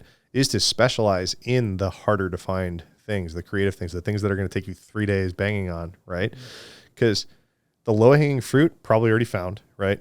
Yeah, you might get a nibble every once in a while because people are shipping code every day, right? The website's changing. Boom. Oh, cool. I found a really easy to find thing because they just shipped it, right? But the likelihood that you were the first person to find it, pretty low. A lot of dupes, right? The people that are return customers to the bug bounty things get priority when new features are getting shipped. So by the time it hits you, their best people had already looked at it, right? So yeah, be a better hacker, right? Get better. Find the stuff that's way harder to find, right? So how do they start? Or how do you learn these days? Yeah. Because when I was getting started, there was nothing. It was really barren out there. Things have changed. There's still not a lot in the harder to find stuff, right? If you wanted to go, okay, so I think one of the most common reason, like a lot of people watching probably use Chrome as their default browser, right? And you get that little update warning, and Chrome has done and Google has done a lot of really cool research on like user experience of actually installing an update and eventually forcing someone to actually install an update into their web browser. And it's really, it's cool to watch it evolve from like, I'm never going to install that to, hey, there's like a more natural, like, hey, everything starts turning red. If I haven't installed the security update yet, I better do it. Yeah. Right. And it's very quick. It's very quick and painless. Right. Probably one of the more frequent security reasons for like those Chrome updates are use after free vulnerabilities, right? Really hard to find resources on how to find use after free vulnerabilities, right? So I would say it was probably synonymous with maybe a little bit better, but like when you were entering the field trying to learn how to do, some of the early web app vulns, right? And there was nothing out there. There's probably not a lot out there about some of the really hard to find stuff, right? Literally nothing. And also, when I got started, the few handful of resources you could find were not just very thin, but sometimes they were actually trying to hack you. So like their advice would actually cause you to become vulnerable. Whereas sites, I used to frequent sites. Yeah. I mean, and it's kind of worse than that. They're like, run this command to do this thing, and you run the command, and that opened a shell. Yeah. So you really. It was a trial by fire. You really had to know what you were doing. So same advice that I got myself and has proven valuable that we've already talked about is networking and meeting the people that are good at it, right? I mean, you have some of these really high end security researchers that talk very publicly about what they find, when they find it, when they can, right? Go read about their process. How did they, Charlie Miller made a career out of fuzzing browsers, right? And eventually cars. Yeah, now cars. But Apple would bring them in every year. Hey, show us how you found that Safari bug, right? Because Apple's got a lot of money and a lot of security talent, and and Charlie still was able to hack Safari every year, right? They basically had to teach them how to fuzz, and he's since taught the world how to do a lot of that stuff, right? Google, same thing, right? Some of these like really, really hard to find stuff, the people will write about it, right? And the other one is business logic stuff, right? That's not the low hanging fruit, right? So we talked about the business logic things, the very creative things, or the chaining of a few vulnerabilities. That's also like really good if you can like chain a few things together. They're really, really good. So I wanted to talk a little bit about code ruggedization as well, since you did some presentations on this. Okay. As well as Gauntlt. That was a project that you were heavily involved with for many, many years. Yeah. It's been a minute, but yeah. It has. So what happened? Like, why didn't that take off? Is it just not needed anymore? Yeah, it's not that it didn't take off. It was very useful while it was around, but guess what it was useful at? Shifting left. Yeah. It was about building security testing into your CI/CD pipeline, right? So you're going to run your code through the Gauntlet before it was allowed to production, was the reason that that was named, right? Like that.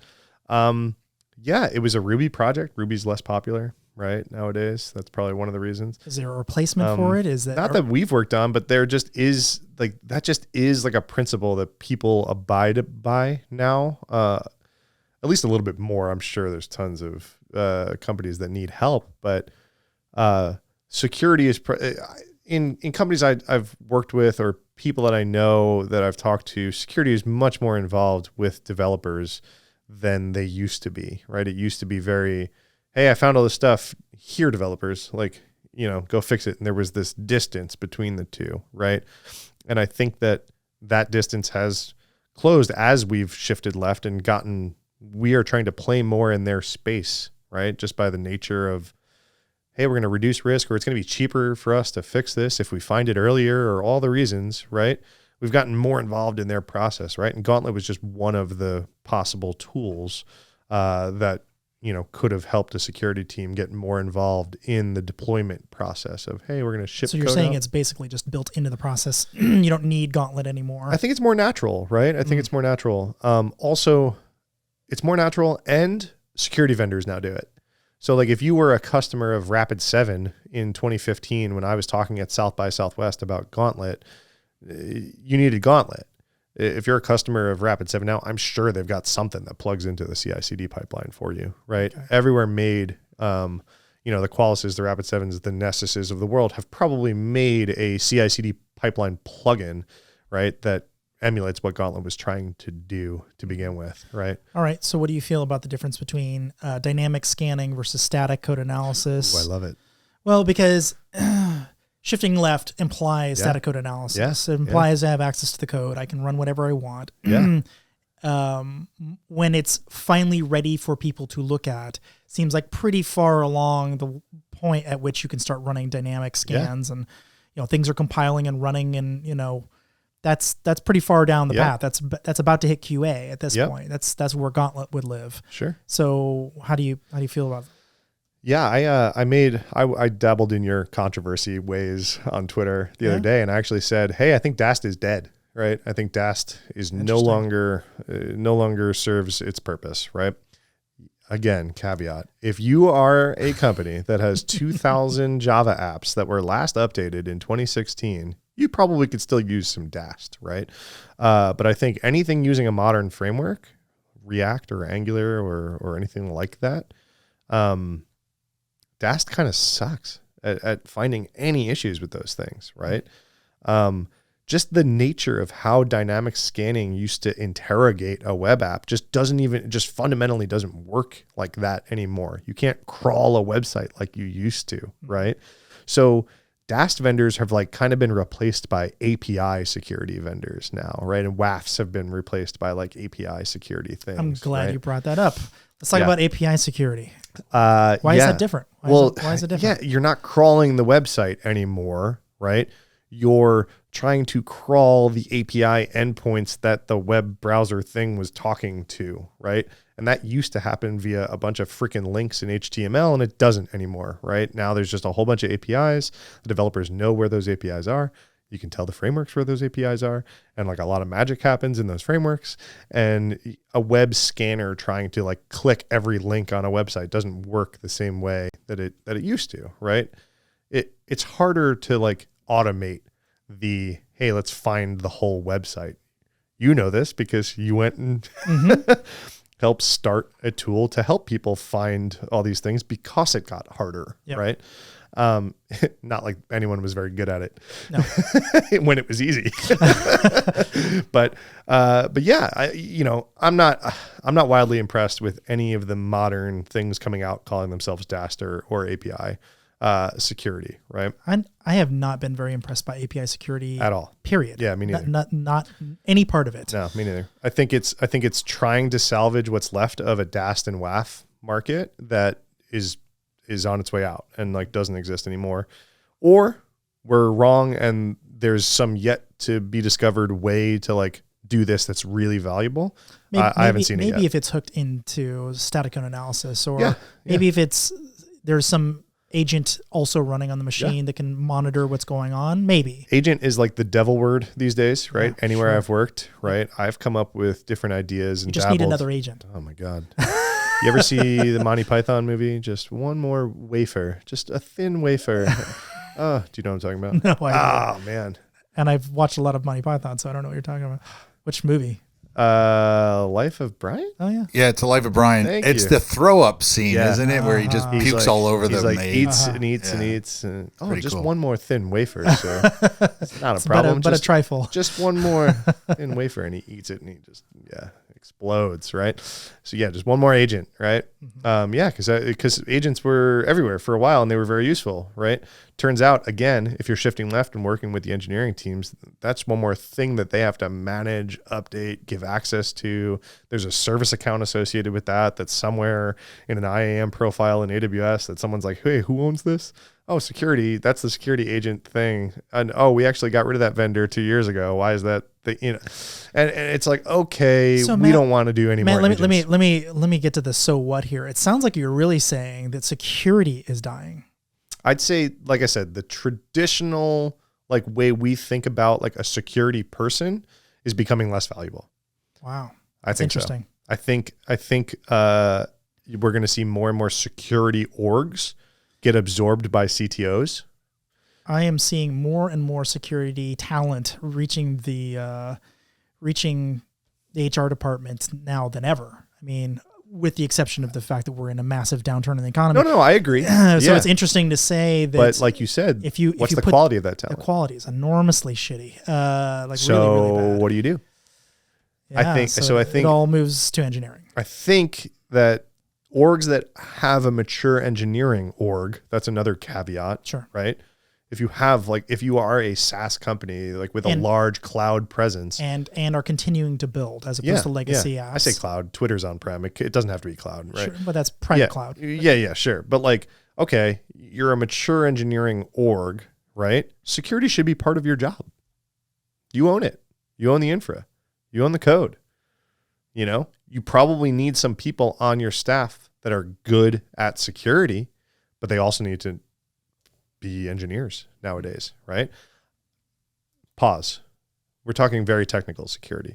There is still a ton of what you talked about in your keynote about the finances of what security is going in a weird direction financially too, right? Yep. We had this explosions in budgets for CISOs. Hey, I'm going to lose 30 million if we get hacked. Here's 10. Don't get hacked, right? Huge budgets. You talk about this a lot. You've done a lot of research on this, right? Where the cost analysis of fixing something, everything falls on that graph of like likelihood to happen, cost to fix, and blah, blah, blah, right? Yep. And which is very scary because it turns out that, I'll phrase it as a question. If I gave the security industry double the amount of money, would we have half as many vulns? Right. No, I don't think so. Right. And so, no. And does it matter? But if I halved the amount of money in security, would we double the amount of vulns? Security people aren't creating vulns. Security people aren't creating vulns, right? But I'm saying they're not making them go away either. That's the problem. So what is this thing we've created? What is this monolith called the security industry? So kind of where I was going was if you like carve out this whole like, hey, I'm saying that we need to be a lot more engineering focused than we have been, right? You carve that out. That's the technical side of security, right? Which is a huge part of InfoSec, right? But what you're talking about is more like the risk focused side, yes, right? Yeah. It's further down the right. And we're talking risk, we're talking third party risk, supply chain risk. These are like components of it that I think security people still have a long home here, right? We do need to make these decisions, right? And there is like financial components of like what kinds of decisions to make as a security organization, right? I think that's also very important. And then there's a whole nother component that really hasn't like been a thing until recently that you're intimately familiar with about insurance. right? That's going to require a whole lot of security knowledge and not engineering expertise, right? So I just think like the traditional security, I'm not going to say security is dying because all of that stuff still exists, right? Very risk focused.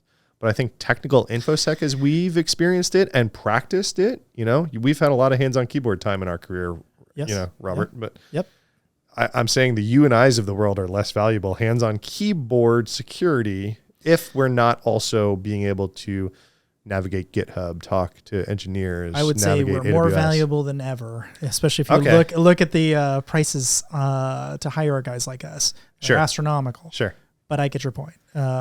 There's less valuable on the keyboard is what I'm saying. Yeah. We can lead and train a department. We can teach the 2 engineers that you talked about that don't know a thing about DNS or InfoSec. We can teach them to be really good InfoSec people. That's really valuable. You're right. But you and me, hands-on keyboard, like finding web app vulns, it looks a whole lot different, right? Yes. These days. And it's interesting. It's interesting to like kind of pop my head up and go, oh, wow. I spent a lot of time in big financial world that was just a hole, right? I didn't look at the industry for a little while. I'm serious, right? They have their people focused, right? And you kind of go into a hole. I popped out and I was like, ooh, it's been 5 years and everything's a little bit different, right? People are different. Yeah. You got people talking at security conferences that wrote Kubernetes for Google, are keynoting security conferences. Yep. Because a whole bunch of people at that conference didn't know what Kubernetes were a few years ago, right? That was my last LASCON talk, was Kubernetes security. And I was way too early. Hey, who knows what Kubernetes is in that big LASCON room? 5 people. Handful of people, right? And now it's everywhere. So we talked a little bit about mitigations, web application firewalls. It's one of the last places that your traditional security analyst can really stretch their legs and do all kinds of crazy things inline, protecting from things. Back when you and I were at White Hat, we were pioneering ways that you could take knowledge about a vulnerability and pass it straight to the WAF. The WAF could update, protect the website immediately from that vulnerability without changing code. Without changing any code. So that meant that the engineers didn't have to get involved because the engineers were adversarial, very adversarial to security organizations. Network people had to be involved only in so much as they had to get the box installed once. And so you really finally had autonomy. It's like, yay, we can finally do security. What happened? Why don't we have WAVs everywhere?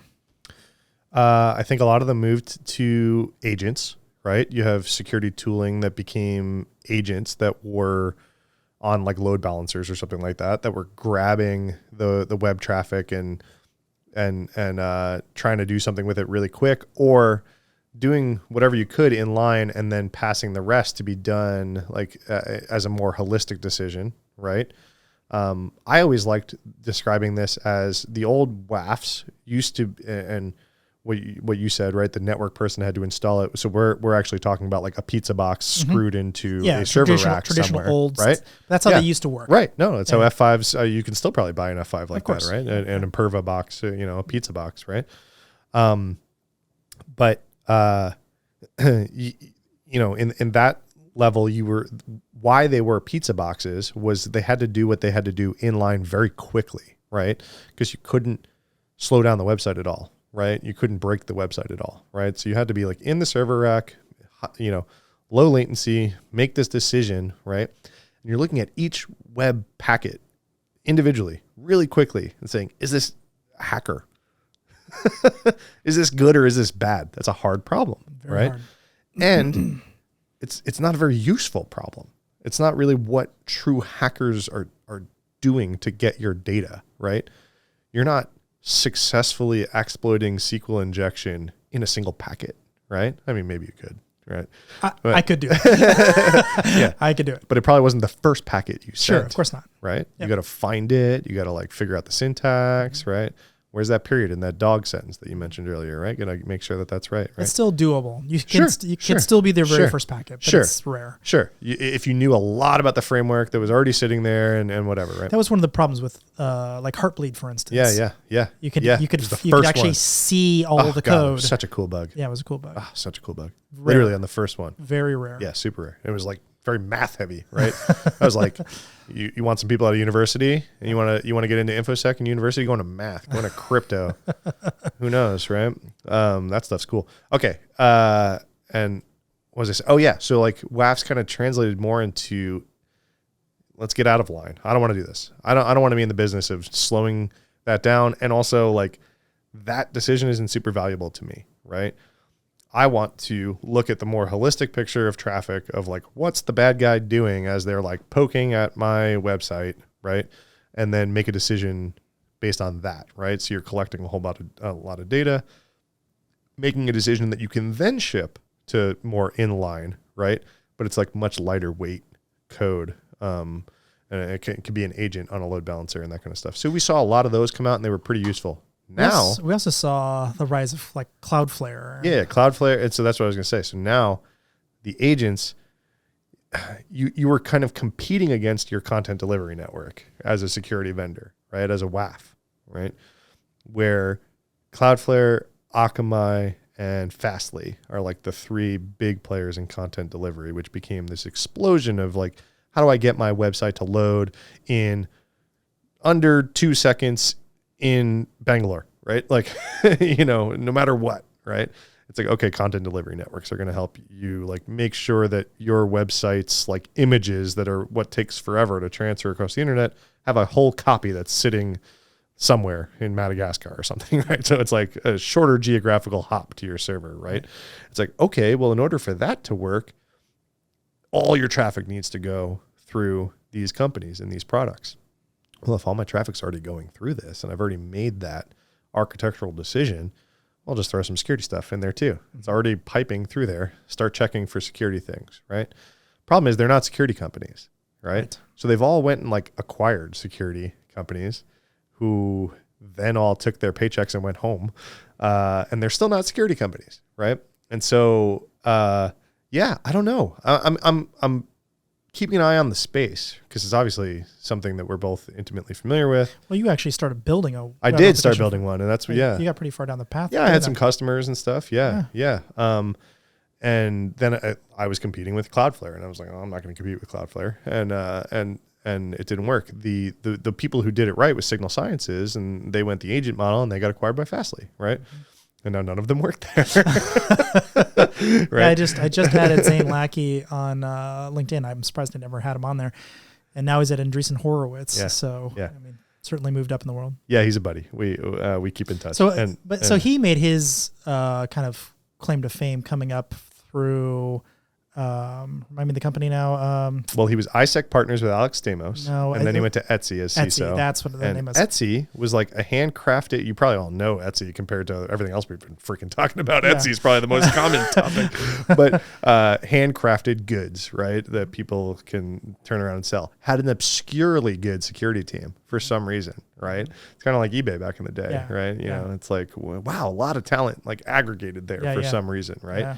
They were like pioneers of a lot of this, like one of the founding principles of like development at Etsy was everyone at the company could push code, and did on their first day at work, pushed an actual change to production on your first day, right? So everyone pushed code all the time, right?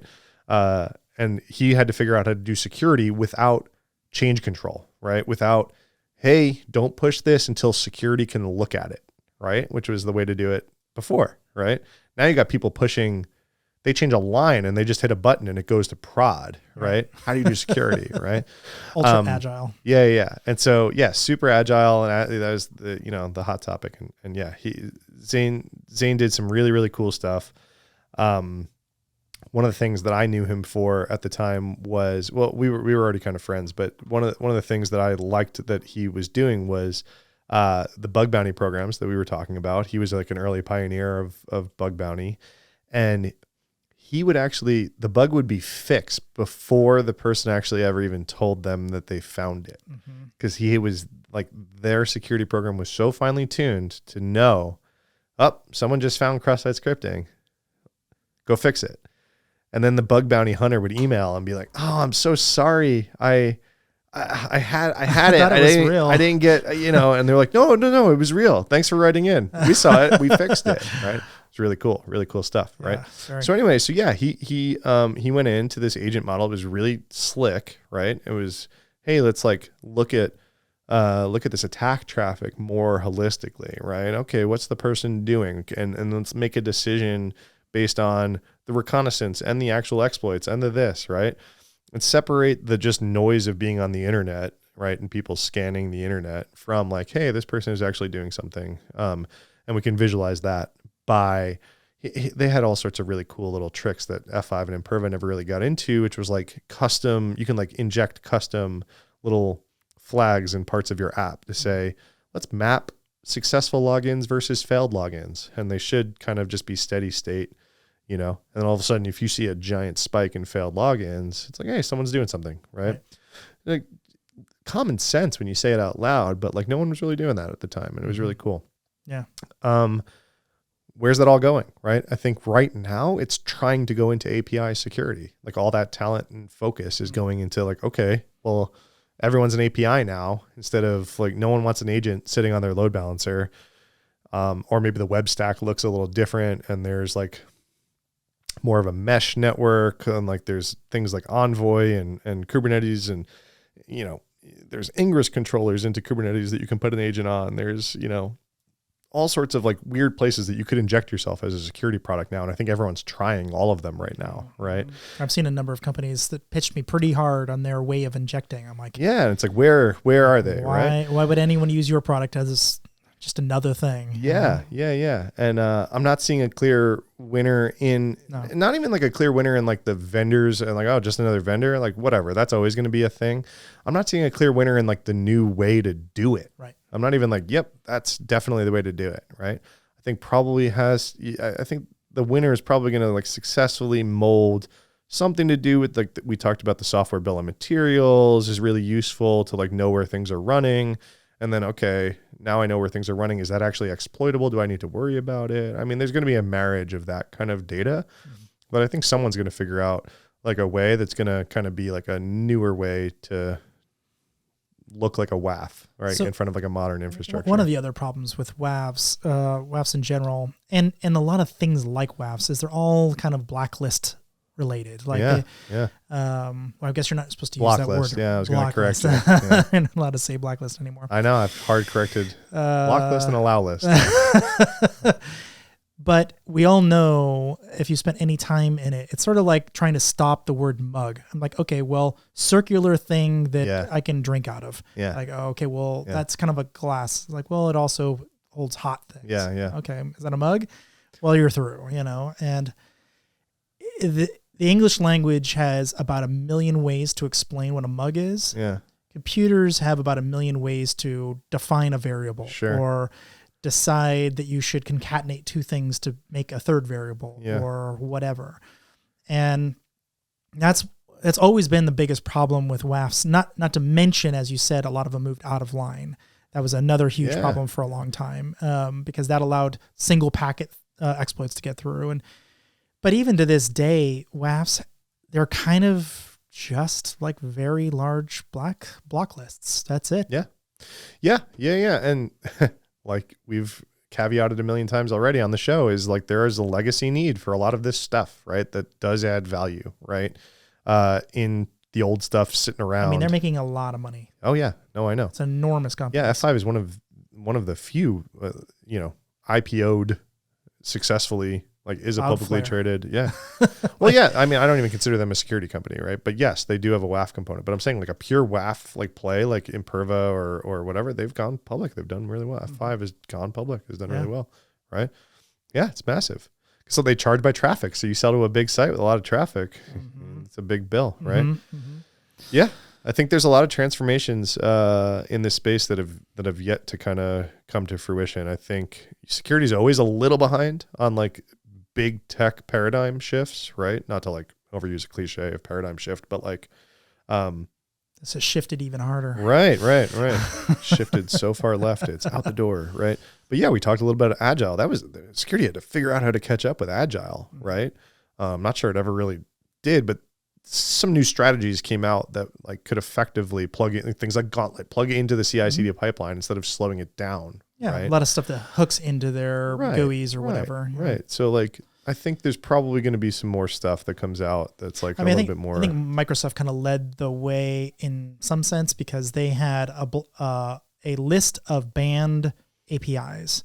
It was kind of the start of that whole thing. We're like, we could just put something inside of our code editors that looks for these APIs. If we ever see them, we should not put them in, or we have to write up a big ticket about why we're doing it because we're very, very, very good and super safe. And I promise, pinky swear, I'm not going to do this insecurely.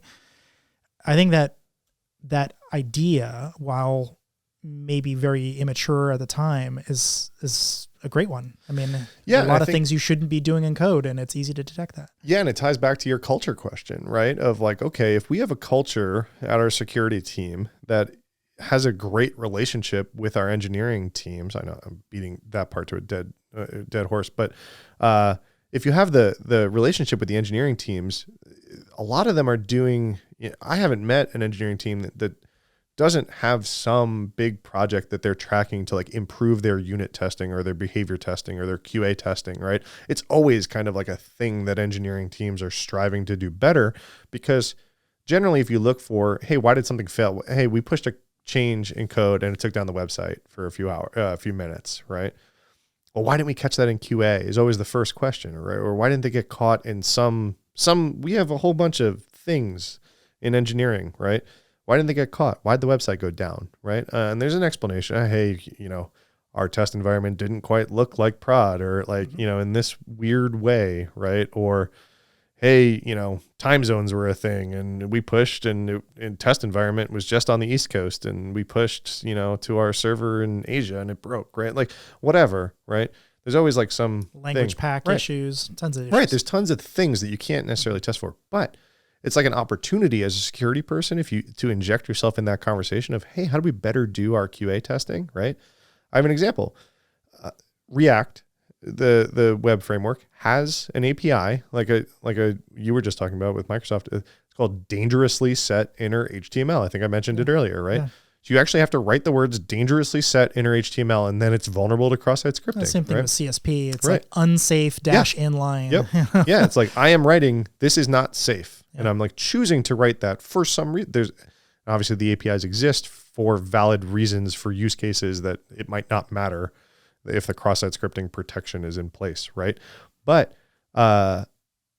why can't you have a unit test to just look for that API call, right? Why does it doesn't even need to be a security tool. I don't need to send Cloudflare $1 million to make sure that my developers don't write dangerously set inner HTML. That is a very basic thing to look for in unit testing. Yep. Just in non-security testing, right? A linter could do it, right? Like the thing that checks if your semicolons are right, can say, did you use that API, right? You don't need a nanoseconds matter WAF, right? To catch this kind of stuff, right?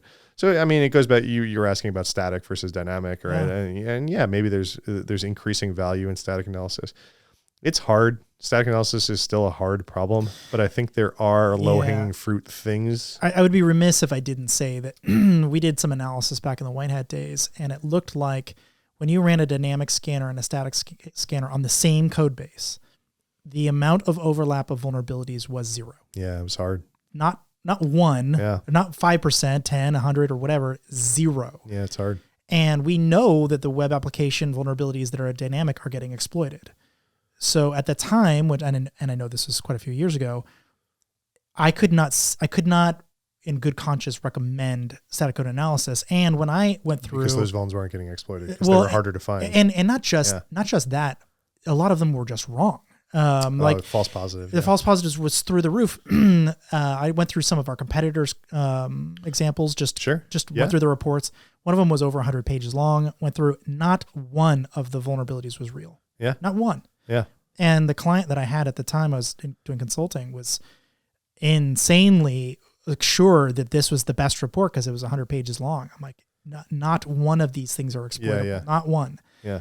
I mean, it took me days to go through the whole thing because it's a lot. So it's the worst report. It's literally the worst report ever. You wasted 100 pages worth of time. Yeah, a couple of days. Yeah. Yeah. So I guess I'm seeing static analysis be used less in like a come to the table with its like pre-baked intelligence of like we're white hat and we know how to find security problems. Here's our SaaS product, run it and we will find problems for you.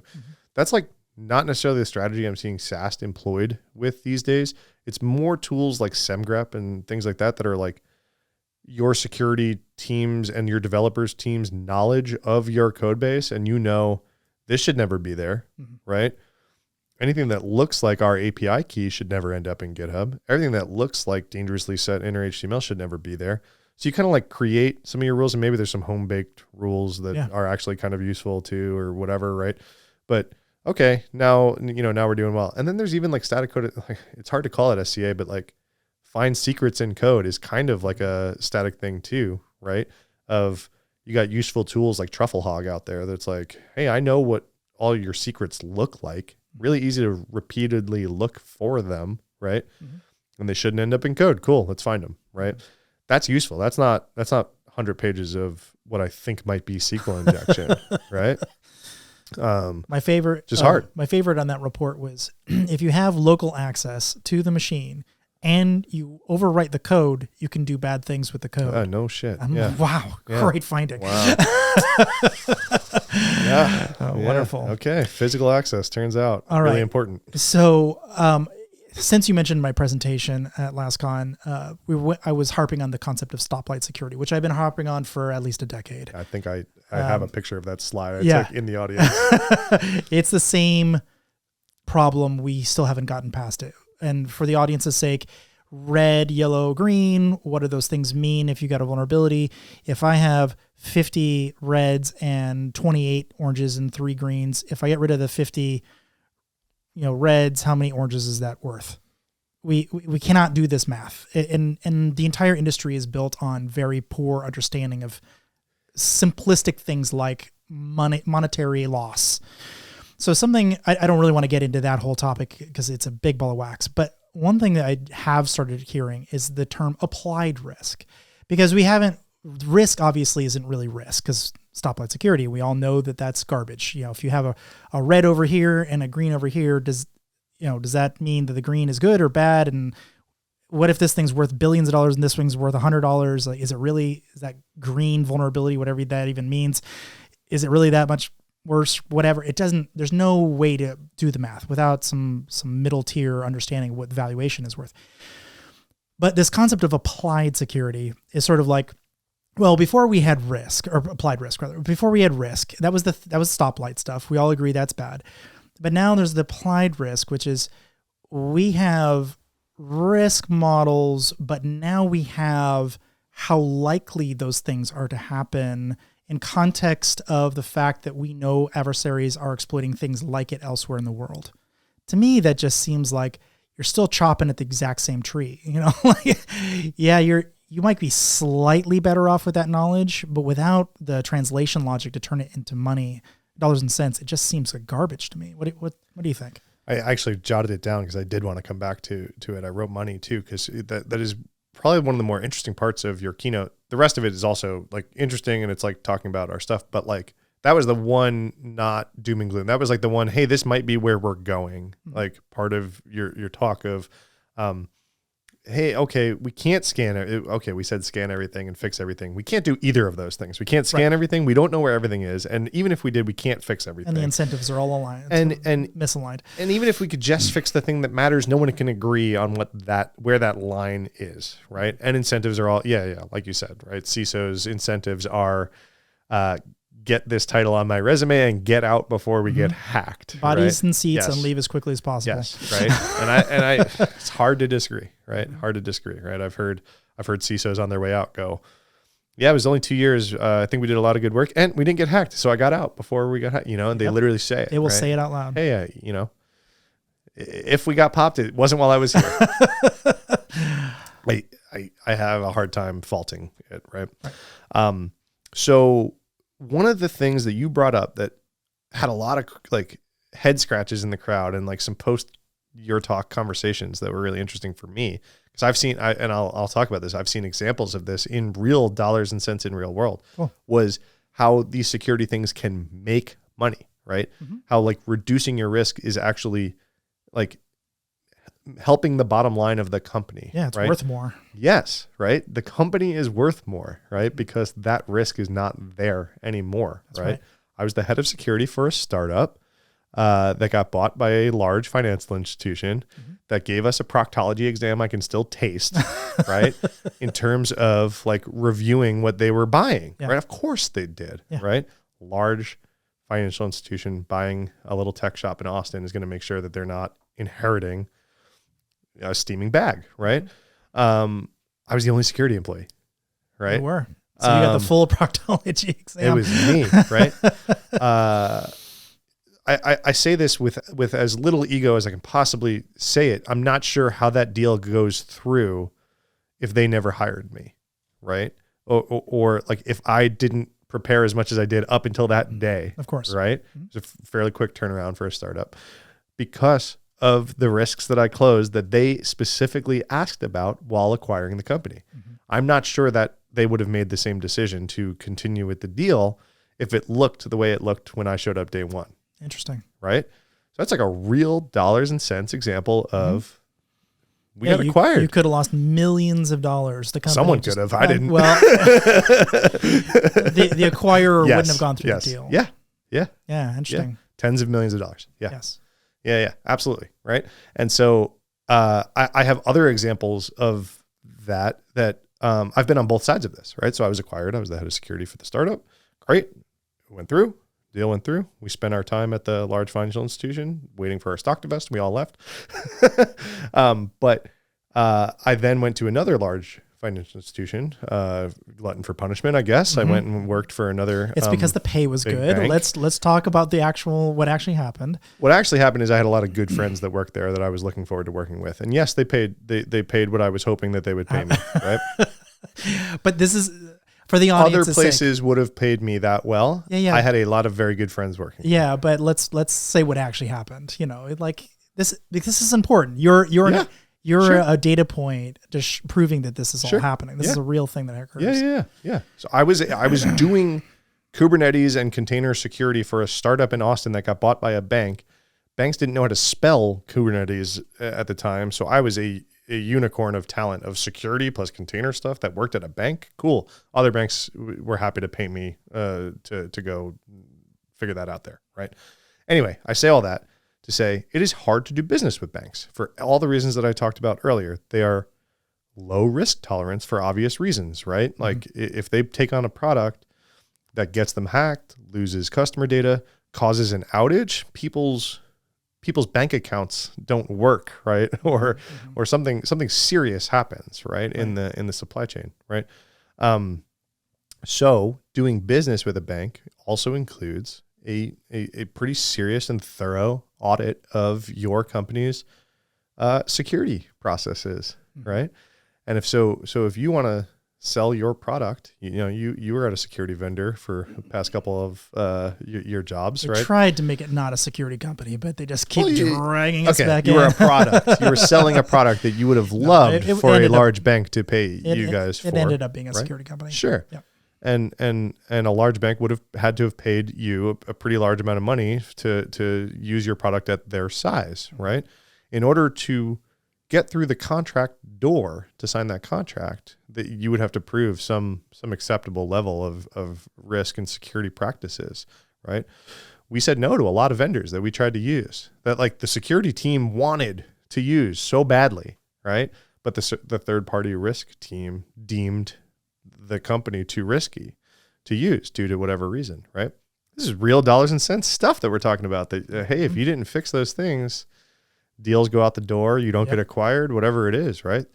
That's not breach theoretical risk dollars. That's right. Right? This is hard cash transferred in your hand that you don't get. Yes.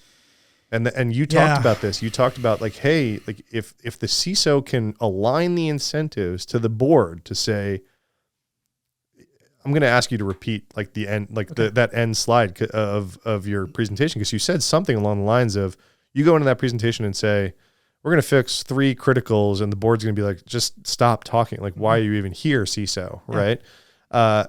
Or you go in and say, hey, if we fix this, this, and this, and this, I'll improve the value of the company by $2 million. It's a much different conversation. It's a much different conversation. One of the cool things about this, if you can do it, that's hard to have the data. Oh, it's incredibly difficult. But I don't see the security industry going, oh shit, we should go do this. We're still stuck finding cross-site scripting exploits. And no, you said it at LastCon, which is an Appsec conference, which I pose Appsec is dying here today on the podcast.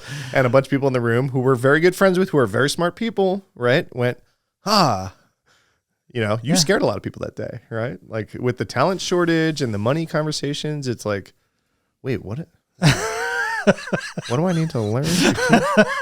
CISO leave before hack. Okay. All right. You know what I mean?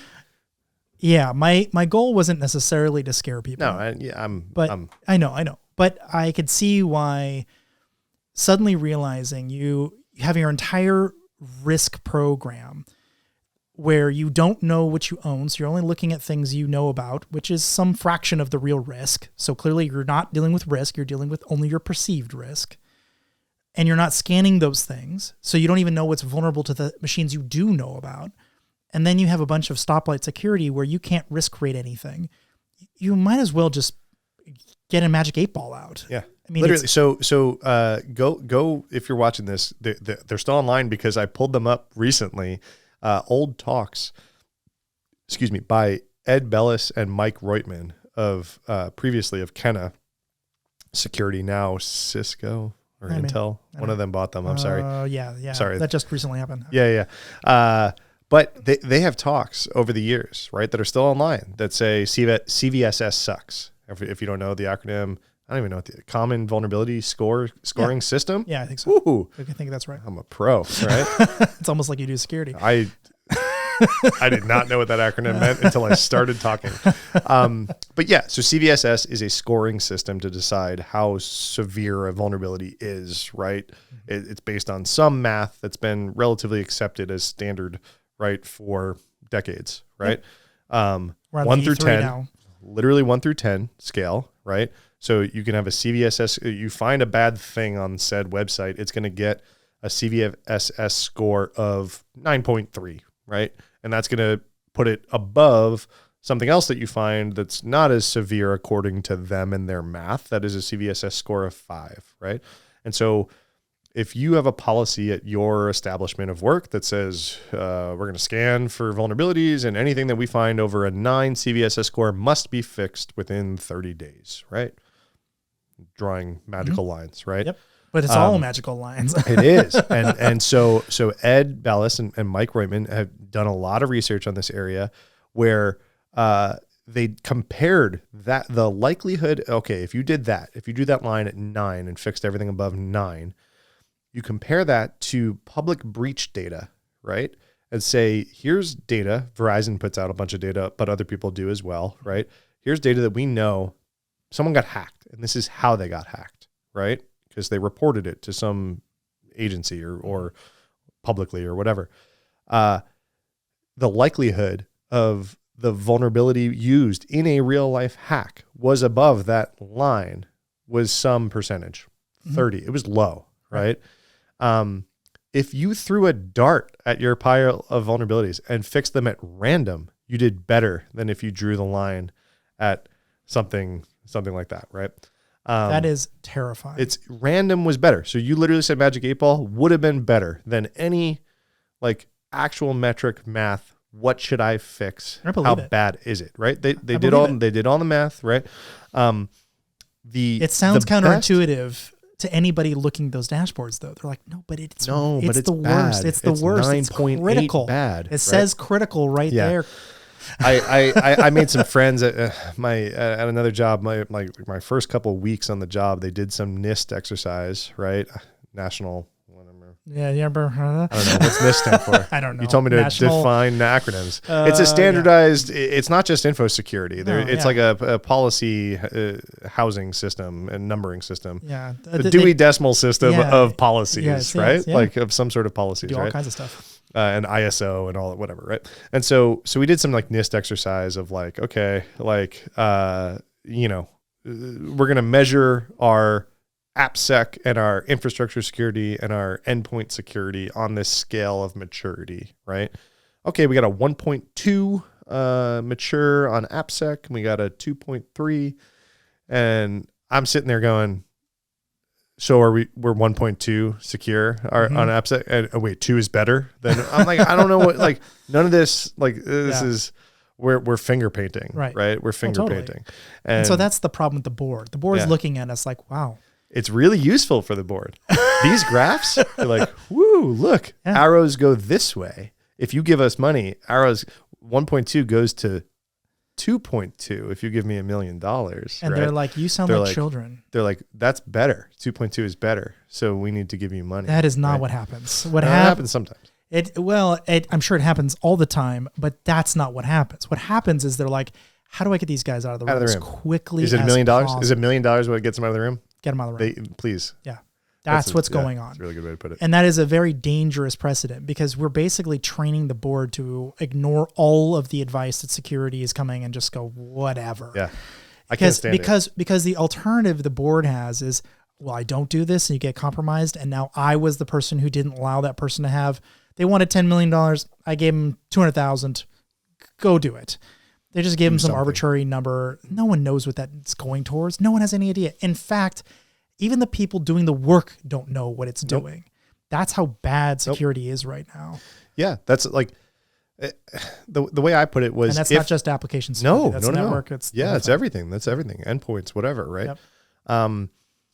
Yep. The way I was like looking at it through a lens was, hey, if the person who wrote these numbers down on these slides had an extra cup of coffee today, would that have gotten me from 1.2 to 1.3? Like, this is very subjective, right? Based on like where the lines are drawn of importance to like yes, no questions, right? Do you use anti-malware? Well, no. Oh, that's a point off, right? It's like, well, what anti-malware on what systems? And do you know that like antivirus actually introduces risk nowadays to like and there's like all sorts of nuances to that question. And it's a flip of a coin, right? whether it'll even work. Right. And so there's nuances to these questions that you're missing, right? Then zoom out and like what you're talking about is then you don't even know what you have. Like you have laptops that are unmanaged. Okay. You have even worse web apps that you don't even know about. Even worse. So what's the CISO's incentive is, okay, we're at a 2 and we need to be at a 3 or whatever. What's the one thing that's going to move the needle? Oh, malware? Great. Swipe the credit card, get all the malware stuff installed, and you're out the door within 2 years because you need to. Otherwise, you're going to get fired. You're definitely going to get compromised because that malware stuff is not doing what you think it's doing. And you're out the door before the bad thing happens. Yeah. So that's the crazy incentives we're enabling here. Yeah. And I think the fight should be against like attaching the like success of the security program to like successful launches of projects, right? Like, oh, what'd you do last year? We had the CrowdStrike project and we got to 98% saturation of CrowdStrike on all of our things. It's like, how's that a measure of success, right? It is. But today it is. It is everywhere. It's a massive one. Yeah, and I think we have to fight against 98% of the machines they know about. 98% of the machines they know about. So first of all, the 2% is going to be what compromised, and that's 2% of some much larger number. Probably. Yeah. Yes. So, I do think some of the stuff you're talking about with incentives shifting is like the ray of the ray of light, but like the direction that we're going to have to go if we're going to survive as an industry, in my opinion, right? At least survive as an industry in like the way that we think of traditional InfoSec is, hey, how do you make the company money? How do you not be a cost sink to just deploy more security event? Have you looked at some of those charts with all the vendor logos on them these days? Are we secure yet? you need like a absolute microscope to see all of the vendor logos, right? There are so many security vendors out there, right? And which combination of them did I launch last year being a measure of success as a CISO is not it. That's not it. So to your point, one of the cool things that I found when I was talking with a CPA/lawyer friend of mine, he was like, I showed him a risk graph of a bunch of different vulnerabilities, and I showed him my math, like how I got there. I'm like, okay, let's assume you have a bunch of different vulnerabilities, and there's some above the 45-degree angle that it costs the company more to not fix it than to fix it or whatever. So you said it's this worth in your it. keynote. I remember. Yeah. So I walked him through the math, and I was expecting him. So I asked him, which vulnerabilities would you fix? Which ones you wouldn't fix? And he said, all of them. I fix every vuln. And I'm like, no. I clearly didn't explain myself properly. So I went back and forth with him multiple times, like try to re-explain the math, how it all works. And he's like, no, Robert, I understand. What I would fix every vuln. Like, I get your math. I get it. I'm like, why are you saying that? I don't understand. He's like, well, because everything has a multiple. You said this is a pre-public company, right? You said it's this tiny little company. That's why it only has 20 vulns or whatever. I'm like, yeah, why would that matter? He's like, because it's going to get acquired eventually. And it's going to have a multiple attached to it, 10x multiple or whatever. So all those vulns that you think are below the line are actually wildly above the line, like way, way, way, way above the line. Because those tiny risks from your perspective get multiplied by the valuation of the company. So if it's only maybe costing, if the bad thing's only $1,000 right now or whatever, it's now $10,000. And that's suddenly worth fixing. So go fix it. So fix every vulnerability. And this is the guy who holds purse strings for some of the biggest companies. This guy does outside counsel for some very, very large companies. And he's saying, go fix every vulnerability on this chart, period. Just fix it, all of them, because the valuation goes up, and that's a multiple. Which, of course, isn't possible. No. But that was of the vulnerabilities he was aware of. Okay. When he looked at the math. A small list. It was a small list, yes, obviously. But he did the math. He actually sat down with me, did all of the math, and decided. No. His point is possible, and I loved that part of your presentation. Fixing all vuln, if we came in and said, no, we're not going to draw a line, fix all vulns, security team, go. Right? Well, no, his point wasn't necessarily all vulns, period. It's all vulns that are, to my point, above that line. Sure, okay. But it turns out that the line is way different. Yeah, the line is way different. It's not a 45-degree angle. It's much more flat, right? Because the valuation multiple. And so anyway, there was an interesting point that it turns out that these CPAs, when given the right tooling, when given the right data, they're actually more proactive at fixing vulnerabilities, not less proactive. Yeah, it's interesting. I thought so too. Because you would think like a non-security person would be like, well, how little could we spend to, again, make you get out of my room, please? Yes, right? Yeah. I know he's like, fix everything on this chart. Like, no, I'm going to do the math. And it actually makes a whole lot of sense. Yeah. Yeah. I wonder how that problem translates to a post-IPO company. Or well, it doesn't translate well, but it's, PE, it's times earnings or whatever. Right. So, right. Yeah. Anyway, it was interesting conversation. This stuff, okay, back to our talent conversation. Mm-hmm. This is where security talent needs to, some subset of security talent needs to focus on this. That's what I'm saying. If they're not going to be engineers, they need to focus on this money problem. This is exactly what I was saying earlier. If I were to start a teaching program, I would focus mostly on the business aspect of it. Yes, you need to know the technology as well, but if you don't understand the business mechanics of how to be in the room with CFOs, you're basically just begging at that point. Yep. Can I ask you a question on some of the tech stuff? Is that all right? No. Fine. It's your show. You can tell me no. I'm curious. Your point on this. This is your show today. Okay. Change the name, please. In post. We'll do it in post. Yeah. Yes, we'll do that. The Matt J Show. Gotta get my suit jacket. There you go. Okay. We'll flip the thing around. Okay, cool. We'll call it HackerCast for old times for a few minutes. That was our old podcast name together, by the way. Do you see AI impacting anything that we've talked about here today? Yeah. In the next couple of years, and how? Well, certainly ChatGPT is going to have a big impact. Is it? Yeah. Oh yeah. Okay. Oh yeah. I see people.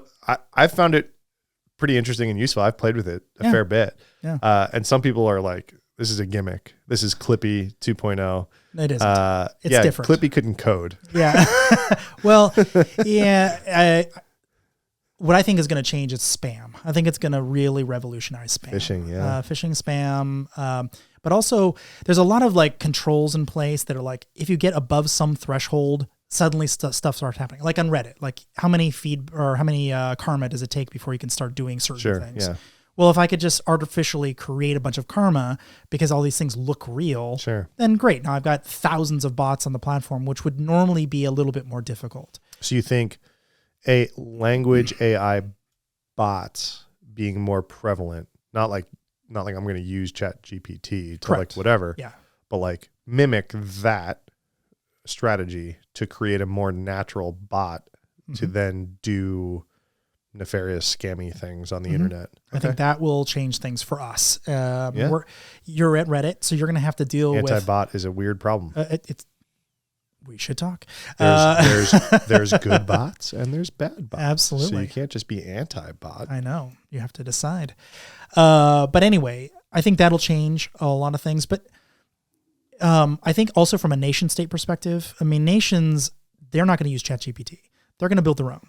They're going to have their own version of it. And so from a disinformation perspective, it's going to be much more difficult to spot. There's a bunch of stuff that's going to trickle down into our world. And yes, it's definitely going to affect us, I think, quite heavily. Yeah, I think as training of the model cost goes down, right? We're going to start to, because right now, if we wanted to go make ChatGPT right now, there is some millions of dollars cost in just running the training model once, right? Absolutely. Which is nothing for a nation state. Right, which is nothing. But what would have that been pre-AWS, right? Or pre whatever the newest chip is that is helping do those things, quickly enough, right? What is it, Moore's Law or whatever, right? Yeah. Like, okay, so is that inversely lowering AI training model costs at the same time, right? And I think, and I've read bits and pieces. I don't claim to be a ChatGPT expert, right? But I think it's the third version of this OpenAI chat bot. Yeah. And like the main difference was that it was trained on Wikipedia, I believe, right? And a bunch of other stuff. Yeah, It had hundreds of data, or maybe even thousands of data sources. Right, but like I think like the big difference was like the entirety of Wikipedia also, right, on like language and things like that. Yeah, right? I did ask it specific questions that only it would, if it knew Wikipedia, it would know the answer, and it did. Yeah. So I think like that was, I think I read something between the difference between 2 and 3, like Wikipedia was one of the big differences, right? And they're already working on 4, right? Which is 4 or 5 orders of magnitude more data. Right. It's like, so it's going to be really interesting to see. I don't think that's going to change enough where most people are going to care. But I do think commoditizing ChatGPT will affect spam for sure. I think it'll affect engineering at whole. I think we've raised the floor. Let me ask you a question. Engineering talent. Let me ask you a question. So let's say suddenly one day you woke up and Reddit's backend data structures and data servers and data stores had tripled in size in one day. That would probably be a problem. I mean, I don't think everyone would go like, oh, things are just cruising along. You'd be like, holy crap, how do we stop whatever just happened? And you'd go and look for those things. Well, it would be mostly a lot of new, registered accounts or whatever. So now you're going to have to go and actually understand, well, did any real people come in the last day? How do you define which ones are real and not real? That is going to be an incredibly complicated problem for social media. It's already our current day without tripling in size, like without like a catastrophic event. We already have a very complicated, is this a good bot or a bad bot? Well, these won't even be bots. I mean, they're going to look completely real. Right. That's the problem. Yeah. It'll be interesting. I think that's an interesting part. I was even more asking along the lines of fixing security, using some of the advances in AI to spot the bad things that we've been talking about. Right. To some extent, I think the block list stuff has obviously not been it. Yeah. Right. No. We've seen a lot of vendors come out and claim machine learning and AI stuff over the last decade for sure. And most of them that I've had hands-on experience with, it's just a fancy block list instead of a hard-coded block list, right? So at my company, for instance, we were considering using it and still might for one very specific use case, which is a lot of things look like other things, and it's hard to tell which ones are good. But if you step back a little bit and look at them holistically, some things are just generally not very useful, and some things are super useful. But customers want to know both, but they kind of don't want to know them all at the same time, all jammed together. So compartmentalizing them and then knowing if this thing is true and this other thing is also true, then it's much more likely to be true even. That's a really good place to start interjecting some AI. Not like like AGI or something, just a simple understanding of how these things kind of Gaussian relate to one another. Yeah. Like, okay, it turns out that if these two things are true and this other thing is not true, then it's very likely that it isn't true. Right. But if these two things are true and this thing is also true, extraordinarily likely to be true. And we can tell by looking at a lot of people's feedback. And that's a great place for it. User experience type stuff. Sure. Yeah. I have a hard time with this question because, like I said, security vendors have been claiming AI and ML as part of their platforms for over a decade now. And I couldn't point to an example where it's moved the needle. No. Right. So, you're seeing the hype around OpenAI and like, hey, okay, maybe there's some exponential factors going into the advancement of the technology, which might bleed over. But I'm also cautious because we've heard this before. Right, we've heard that AI was going to change how we did it. Right? We're already seeing ChatGPT data show up in comments and threads. I mean, it's already happening. the bot conversation. Yeah. Right. I'm saying like the next version of a WAF. Yeah, I being don't think so. AI focused. Partly because it's too slow. I mean, a lot of these models are very slow, and attribution of what happened is very difficult with AI. It's all black box, and the logging is terrible with AI. Understanding what circuit it followed to decide whether to block something or not is really tricky. How do you fix it if it screws up? How do you get back to the training data to say, okay, here's this thing, and have I ever made any other mistakes like this? Like, it just adds so much complexity. Yeah, it's hard.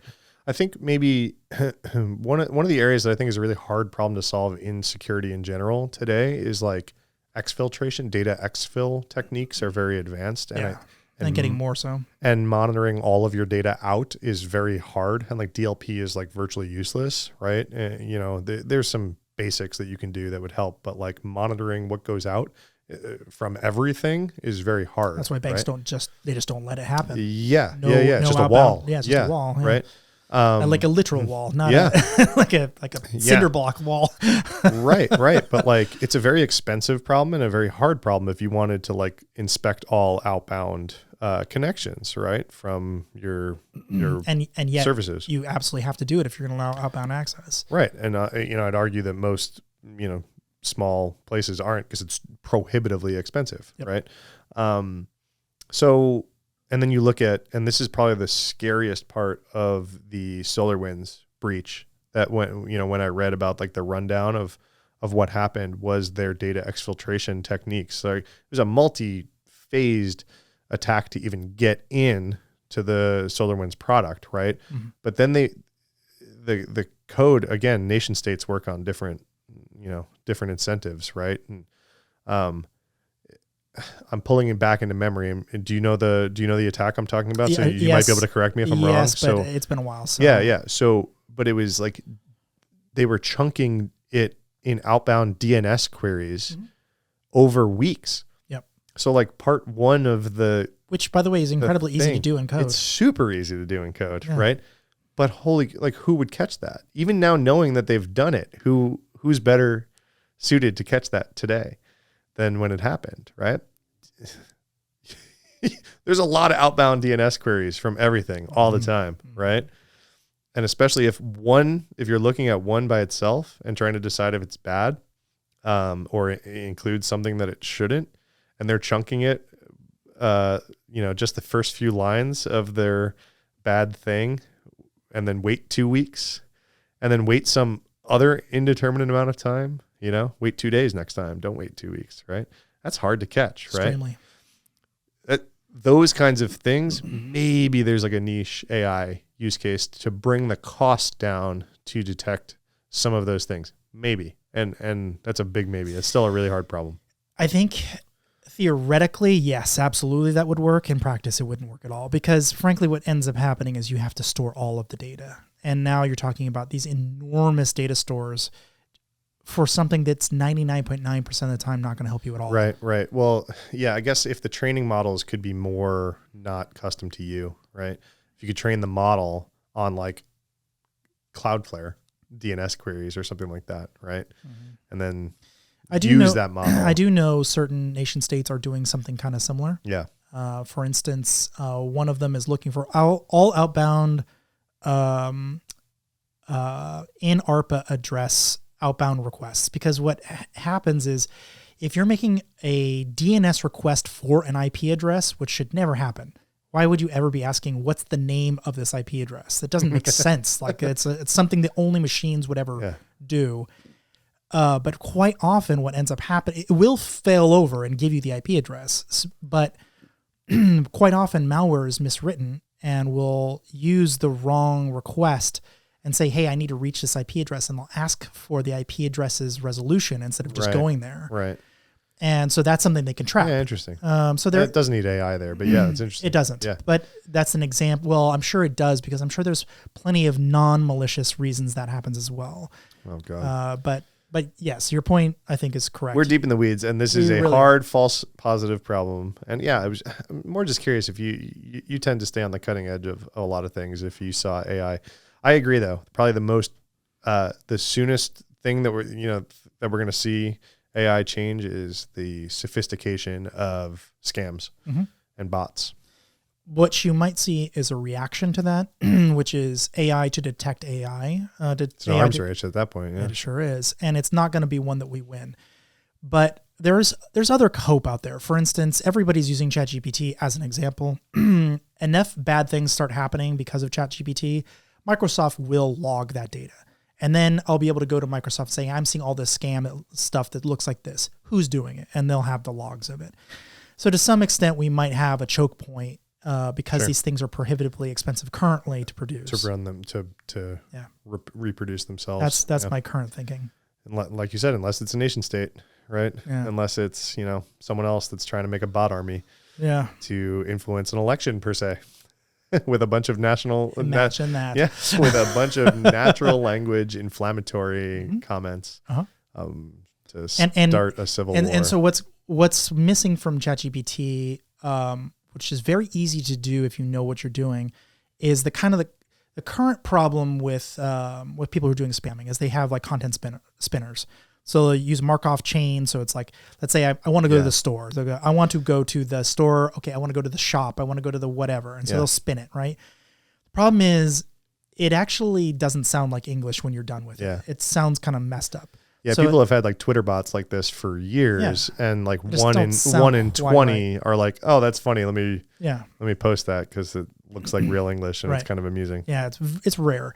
So another way they do it is they send it through like Google Translate through like Egyptian or something, and then turn it into French and then back into English. And it sounds like a foreigner who doesn't understand English is writing English. So it's actually difficult to read even. But it is sufficiently spun to the point where you can do it many times through different language paths and get different content. So you don't think it's a bot, you think it's a poor English speaker. Exactly. What ChatGPT allows you to do is, first of all, you can write spam. I've asked it to write Viagra spam as an example just to see what would happen. And it said, no, I'm not going to do that. I'm like, okay, well, can you tell me why the top 10 reasons why Viagra might be right for me? It's like, sure. And I'm like, okay, can you rewrite this as an email to a friend of mine who might be interested in it? Yes. And it did it for me. Yeah. So it's that fast to do it. But the spinning part is like, could you write this with a Cockney accent? Could you write this as if I was... You can, right? Yeah, of course. Yeah. And so now you're able to produce as many versions that you want that does sound like someone actually wrote it. Can you write it less formal? Yeah. Can you write it less formal one more time? Yep. Can you start cursing in it, please? Yes. I've seen that too, right? Yeah. It's like, oh, this is much more natural, right? So those safeguards that they're putting into those things are garbage. Absolutely garbage. Oh, they're all avoidable. Yeah. Yeah. Yep. I saw like some of the early iterations, you could just say, act like you were going to write a Viagra. Right. You couldn't ask it to write you a phishing email. Right. But you could say, act like someone who would write a phishing, and it would just do it. Yeah. And act like was the key word to bypass it. Right. Yeah. I mean, there's a million versions of how to get around this. Yeah. You're going to have a new semi-industry or sub-industry of prompt engineers, right? Yeah. Of like, who's going to prompt the AI to do the thing that it needs it to do. And if you're right? sufficiently, if you're good at it, yeah, you're going to cut corners ahead of a lot of your competition, right? Yeah. I mean, I've gotten to the point where I've got it to do all kinds of crazy logical fallacies on top of itself. Sure. And, it's, if you know how it's built, if you understand the mechanics of it, it's actually pretty easy to get it to do bad things. Yeah. I've seen it write code to execute trades in the stock market. I've seen it write, all sorts of interesting stuff. Yeah, you're right. ChatGPT. I wasn't specifically asking about ChatGPT. Sure. Yeah. But it is kind of the headline of like the hockey stick. Well, it's just right now. It's the hotness. Well, and it is an illustration of how far some of these models could go at an affordable rate for a company, right? Or a government, right? Which is the other interesting thing to think about, right? Is what's already out there, right? That, so that nation states might have been from an engineering perspective, this gets very interesting because now you're asking questions like, how do you write whatever? Well, it's going to tell you how to write whatever. You're back in the Stack Exchange, Stack Overflow type websites or whatever, where you're trying to ask this question of humans. Humans know the answer. They may not want to give it to you. They're like, I said this 500 times. Like, what are you doing? ChatGPT doesn't know the answer. It's just getting a statistical likelihood of the answer. And many times it's going to give you the wrong answer. And engineers are going to follow that wrong answer happily because they don't know better. And unlike the humans who aren't giving them any kind of guardrail, they're giving them some kind of guardrails rather, the ChatGPT doesn't even know to give them guardrails. It's like, here's some code. This is it. I've asked it to do some very dangerous things and it was willing to do it instantly. And very wrong assumptions about how code should work. And that's it. That's how it works. There's no getting around it. There's an interesting potential implication of AI producing more vulnerable code than we've produced in recent years because it might not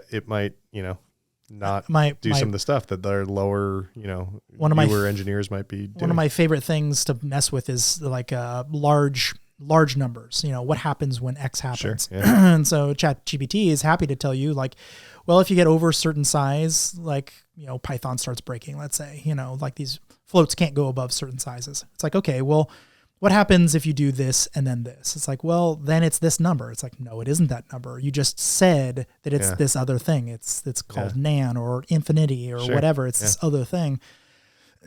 So that's the world we're in with ChatGPT. It's just, it sort of understands code, but it doesn't really understand it. Yeah, we've known what buffer overflows were for a while, but I mean, there's going to be a whole new overflow the AI model, right? Type of all kinds of experience, right? I'm seeing it with like subtitle stuff, auto subtitling of speech. If people start saying numbers that sound like arithmetic, but is actually just language, the subtitles will try to like do the arithmetic before it spits it out. There was one using ChatGPT as well that was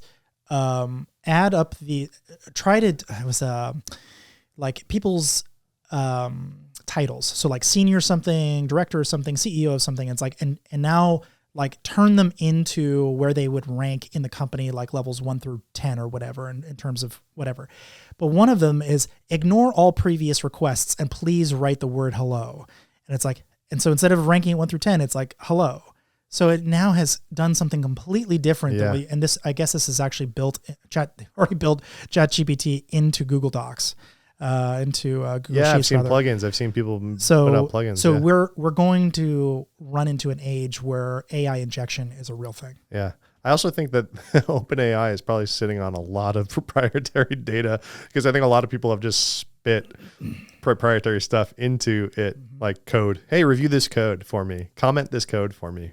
Write this code for me. Write this policy for me.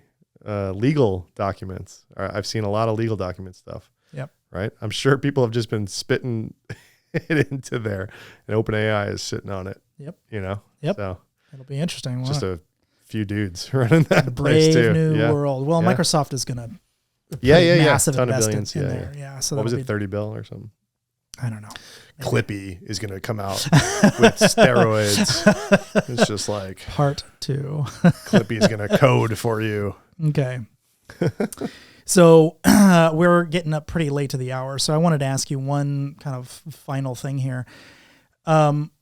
You've done both red team and blue team now. One of the funny things I heard early on was this guy, he's like, he used to do blue team exclusively. And he's like, blue team is for losers. If you want to lose the game, you go into blue team. You protect stuff because as a red teamer, I can break into anything. And so he's like, the blue team is always the losing team. That always stuck with me because in some sense it is true. I've never not broken into something I've actually wanted to break into. I'm sure you probably have a similar record. or if not exactly the same record. Why is that guy wrong?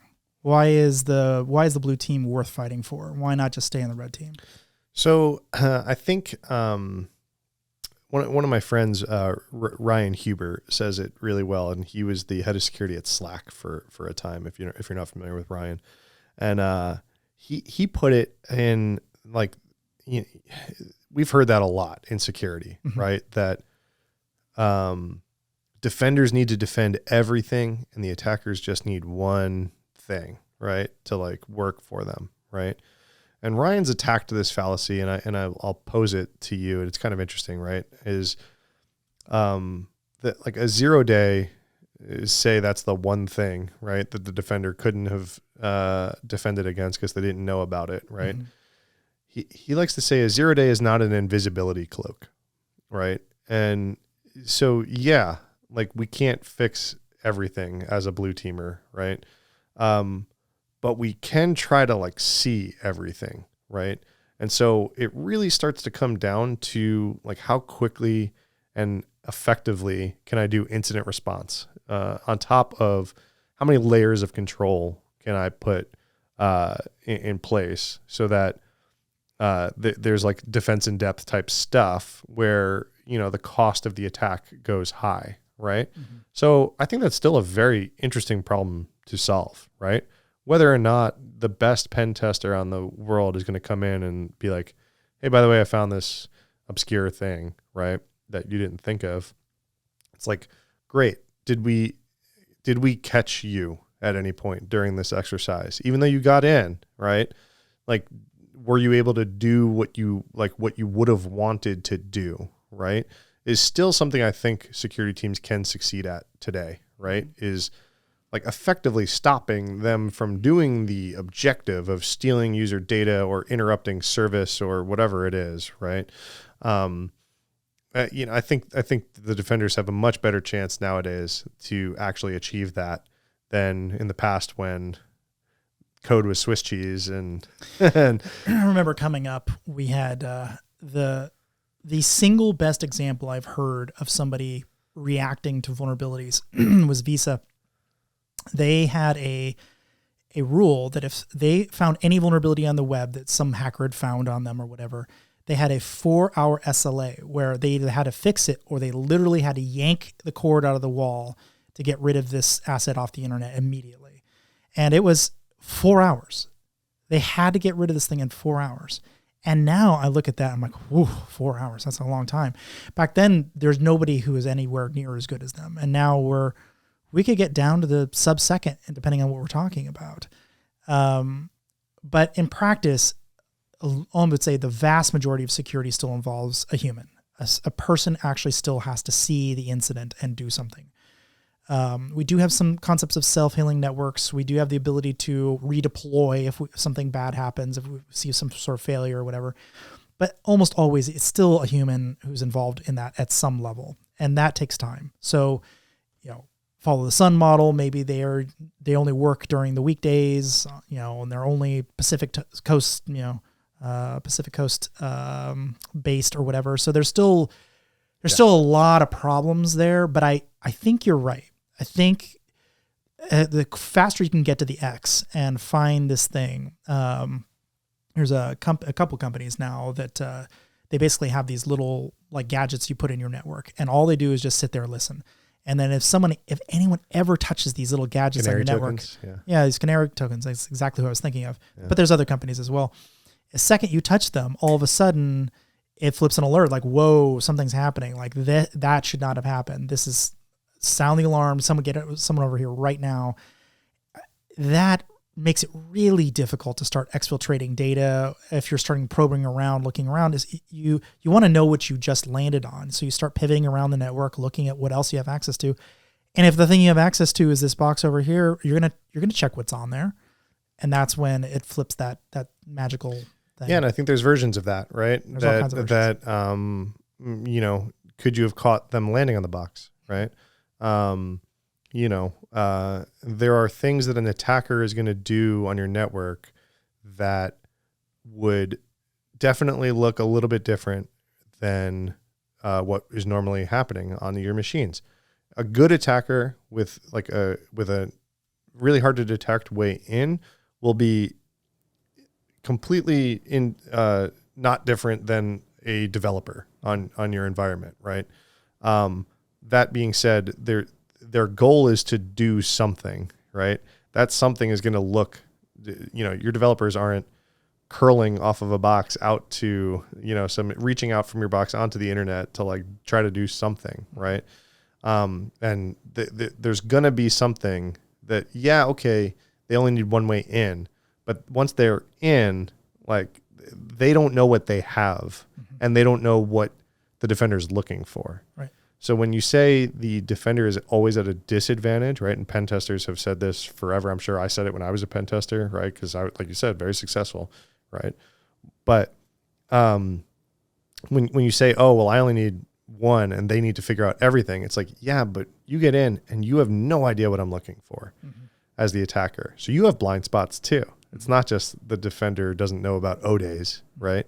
It's the attacker doesn't know what the defender is, what kind of tripwires we've set out, right? Nothing to do with the vendor tripwire. Sure. Although that's kind of how they got started. Yeah. It's if you start modifying these files, what are you going to do? Yeah. What are you going to do? What are you going to do once you get on, right? Yep. And they have no idea what I'm looking for. So if you have set up your monitoring in a way for your environment, whether it's a cloud environment or your endpoints or whatever, right? Where that one weird thing that like they're going to want to do, right? Plug in a USB stick into a laptop, right? Maybe you have some alerts on that. Maybe, there's a subset of commands that if they get run on a prod box, you go at like you have automation that asks the user account that just ran that, hey, did you just do that? Right? Via some other method. And if they're asleep, right. Yeah. Well, okay, your account was compromised, right? There's all sorts of like cool things to do as a defender, right?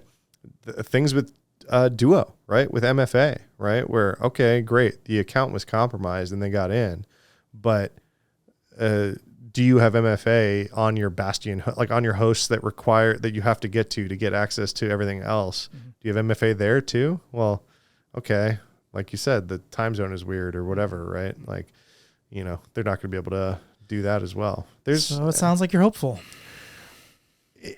If anything, it's a fun puzzle, and I don't think it's useless. Versus you could also claim the attacker, the white hat attacker, getting paid to find things, just finds things and leaves, right? And that got boring for me really quick, right? Like it was really cool for a couple of years. I flew around, I broke a bunch of shit, and I was just like, the industry isn't getting any better. I'm not having to get any better at my job, and I'm still getting in, and we're still finding whatever it is that we were finding. For how many years were we finding cross-site scripting or very easy Metasploit, like exploitable things, right? We're still just everywhere, right? So it's like, okay, this is kind of boring. I show up, I find the easy thing, and I send a Word document the next week, and I go home, and I never care if that gets any better. And I go to the next place, and it's the same. So no, it's not getting any better, right? At least, okay, we have some fun engineering problems to solve on the side. I also just really, really like working with like the cutting edge of like the engineering side of like immutable cloud tech, like all this stuff that security is, like I said, is always kind of behind, right? By nature of like, well, what are we securing? It's not out yet, right? And like Google launches some new project that gets wildly popular and everyone's using it and it's part of Google Cloud and whatever, right? And so, oh, how do we secure this thing, right? Constantly, I was one of the first people talking about Kubernetes security, literally, right? On stage and writing blog posts about it. I was using it in production with user data while it was in beta, right? Like it was GKE. It was probably not a good choice, but we were a startup and we were using it in beta. I stepped away from it for like 3 years. I came back and I don't recognize the ecosystem that has jumped up around this, right? That's exciting. Like as a security person, what the hell is Helm and this and that, and like, oh, there's a whole new CI/CD. Like, it used to just be like Jenkins and Travis and like Circle CI, which just got breached, right? Now there's all sorts of CI/CD tools and stuff like that. Oh, I got to learn this new thing, right? I mean, there's not a week right now that goes by that I don't talk to some of like my cloud infrastructure engineers on my team, or some front end people, or, you know, someone doing some weird NFT thing or whatever, right? Where like oh, well, we're going to use this technology, like this new tech, right? I'm like, what is that? Like, never heard of that. What is that thing? Crap, I thought I was on top of this, right? It's like, well, no, you're the security guy, so you're never on top of it, right? And so, yeah, I think, you know, I like that answer. Yeah, I think that's a more interesting puzzle for me right now than attacking and just breaking the same thing over and over again, right? Software is really good at breaking things over and over and over again, right? If I was like a researcher, that would be really interesting, right? Still, like, me too. There's some really cool, yeah. There's like, you know, guys like Tavis and at Google, and like all these like people that are doing some of like the really cutting edge, like low level research. Super exciting, right? Hired gun pen testing. Yeah. Software kind of does a good enough job for anyone. Well, good enough. Go rewind the whole episode. Finds a bunch of vulns that no one fixes, or draws the line in the wrong place and fixes the wrong things, right? All this kind of stuff. So at least, okay, for me, it's like, all right, how do we architect security into the culture of like the engineering of your org, right? How are people thinking about security at your org when security is not in their job title? What are they thinking about, right? How can I influence that? That's really exciting. That's interesting, right? All right, Matt, we are at time. So anything you want to say, pimp out, and get people excited about? I don't have anything to pimp these days. Nothing? Usually I would. I'd be like, hey, come see me talk at this thing, blah, blah, blah. Well, maybe soon. It sounds like soon. Maybe soon, yeah. Okay, where can people find you? I am Matt J on Twitter, Jay. There's always another Matt in the room, so I'm Matt J. That's right. Similar problem with Robert. Yeah. So there's only one arsenic. Less arsenic. Yeah. Yeah. Matt J on Twitter is probably the best place to find me. Okay. I got off all the other socials. So not Reddit. Not Reddit, but Reddit. Okay. You don't go on Reddit to talk to people you know. You go to Reddit to like read about stuff you care about with a bunch of people that you don't know. So no, don't look for me on Reddit. I'm probably talking about some video game you don't care about. I love it. But on Twitter, I'm talking about Infosec and other random stuff. But yeah. Okay, great. Well, thanks for coming, man. This has been great. Yeah, thanks. Yeah. Good seeing you as always. Yeah, you too. It's a little bit of it different than your living room with a glass of whiskey at 3 a.m. Is it? That's pretty close. Similar conversations. I can get you guys a glass of whiskey. Yeah, you could. Yeah. All right. Thanks, man. Good. Thanks for having me. Yeah.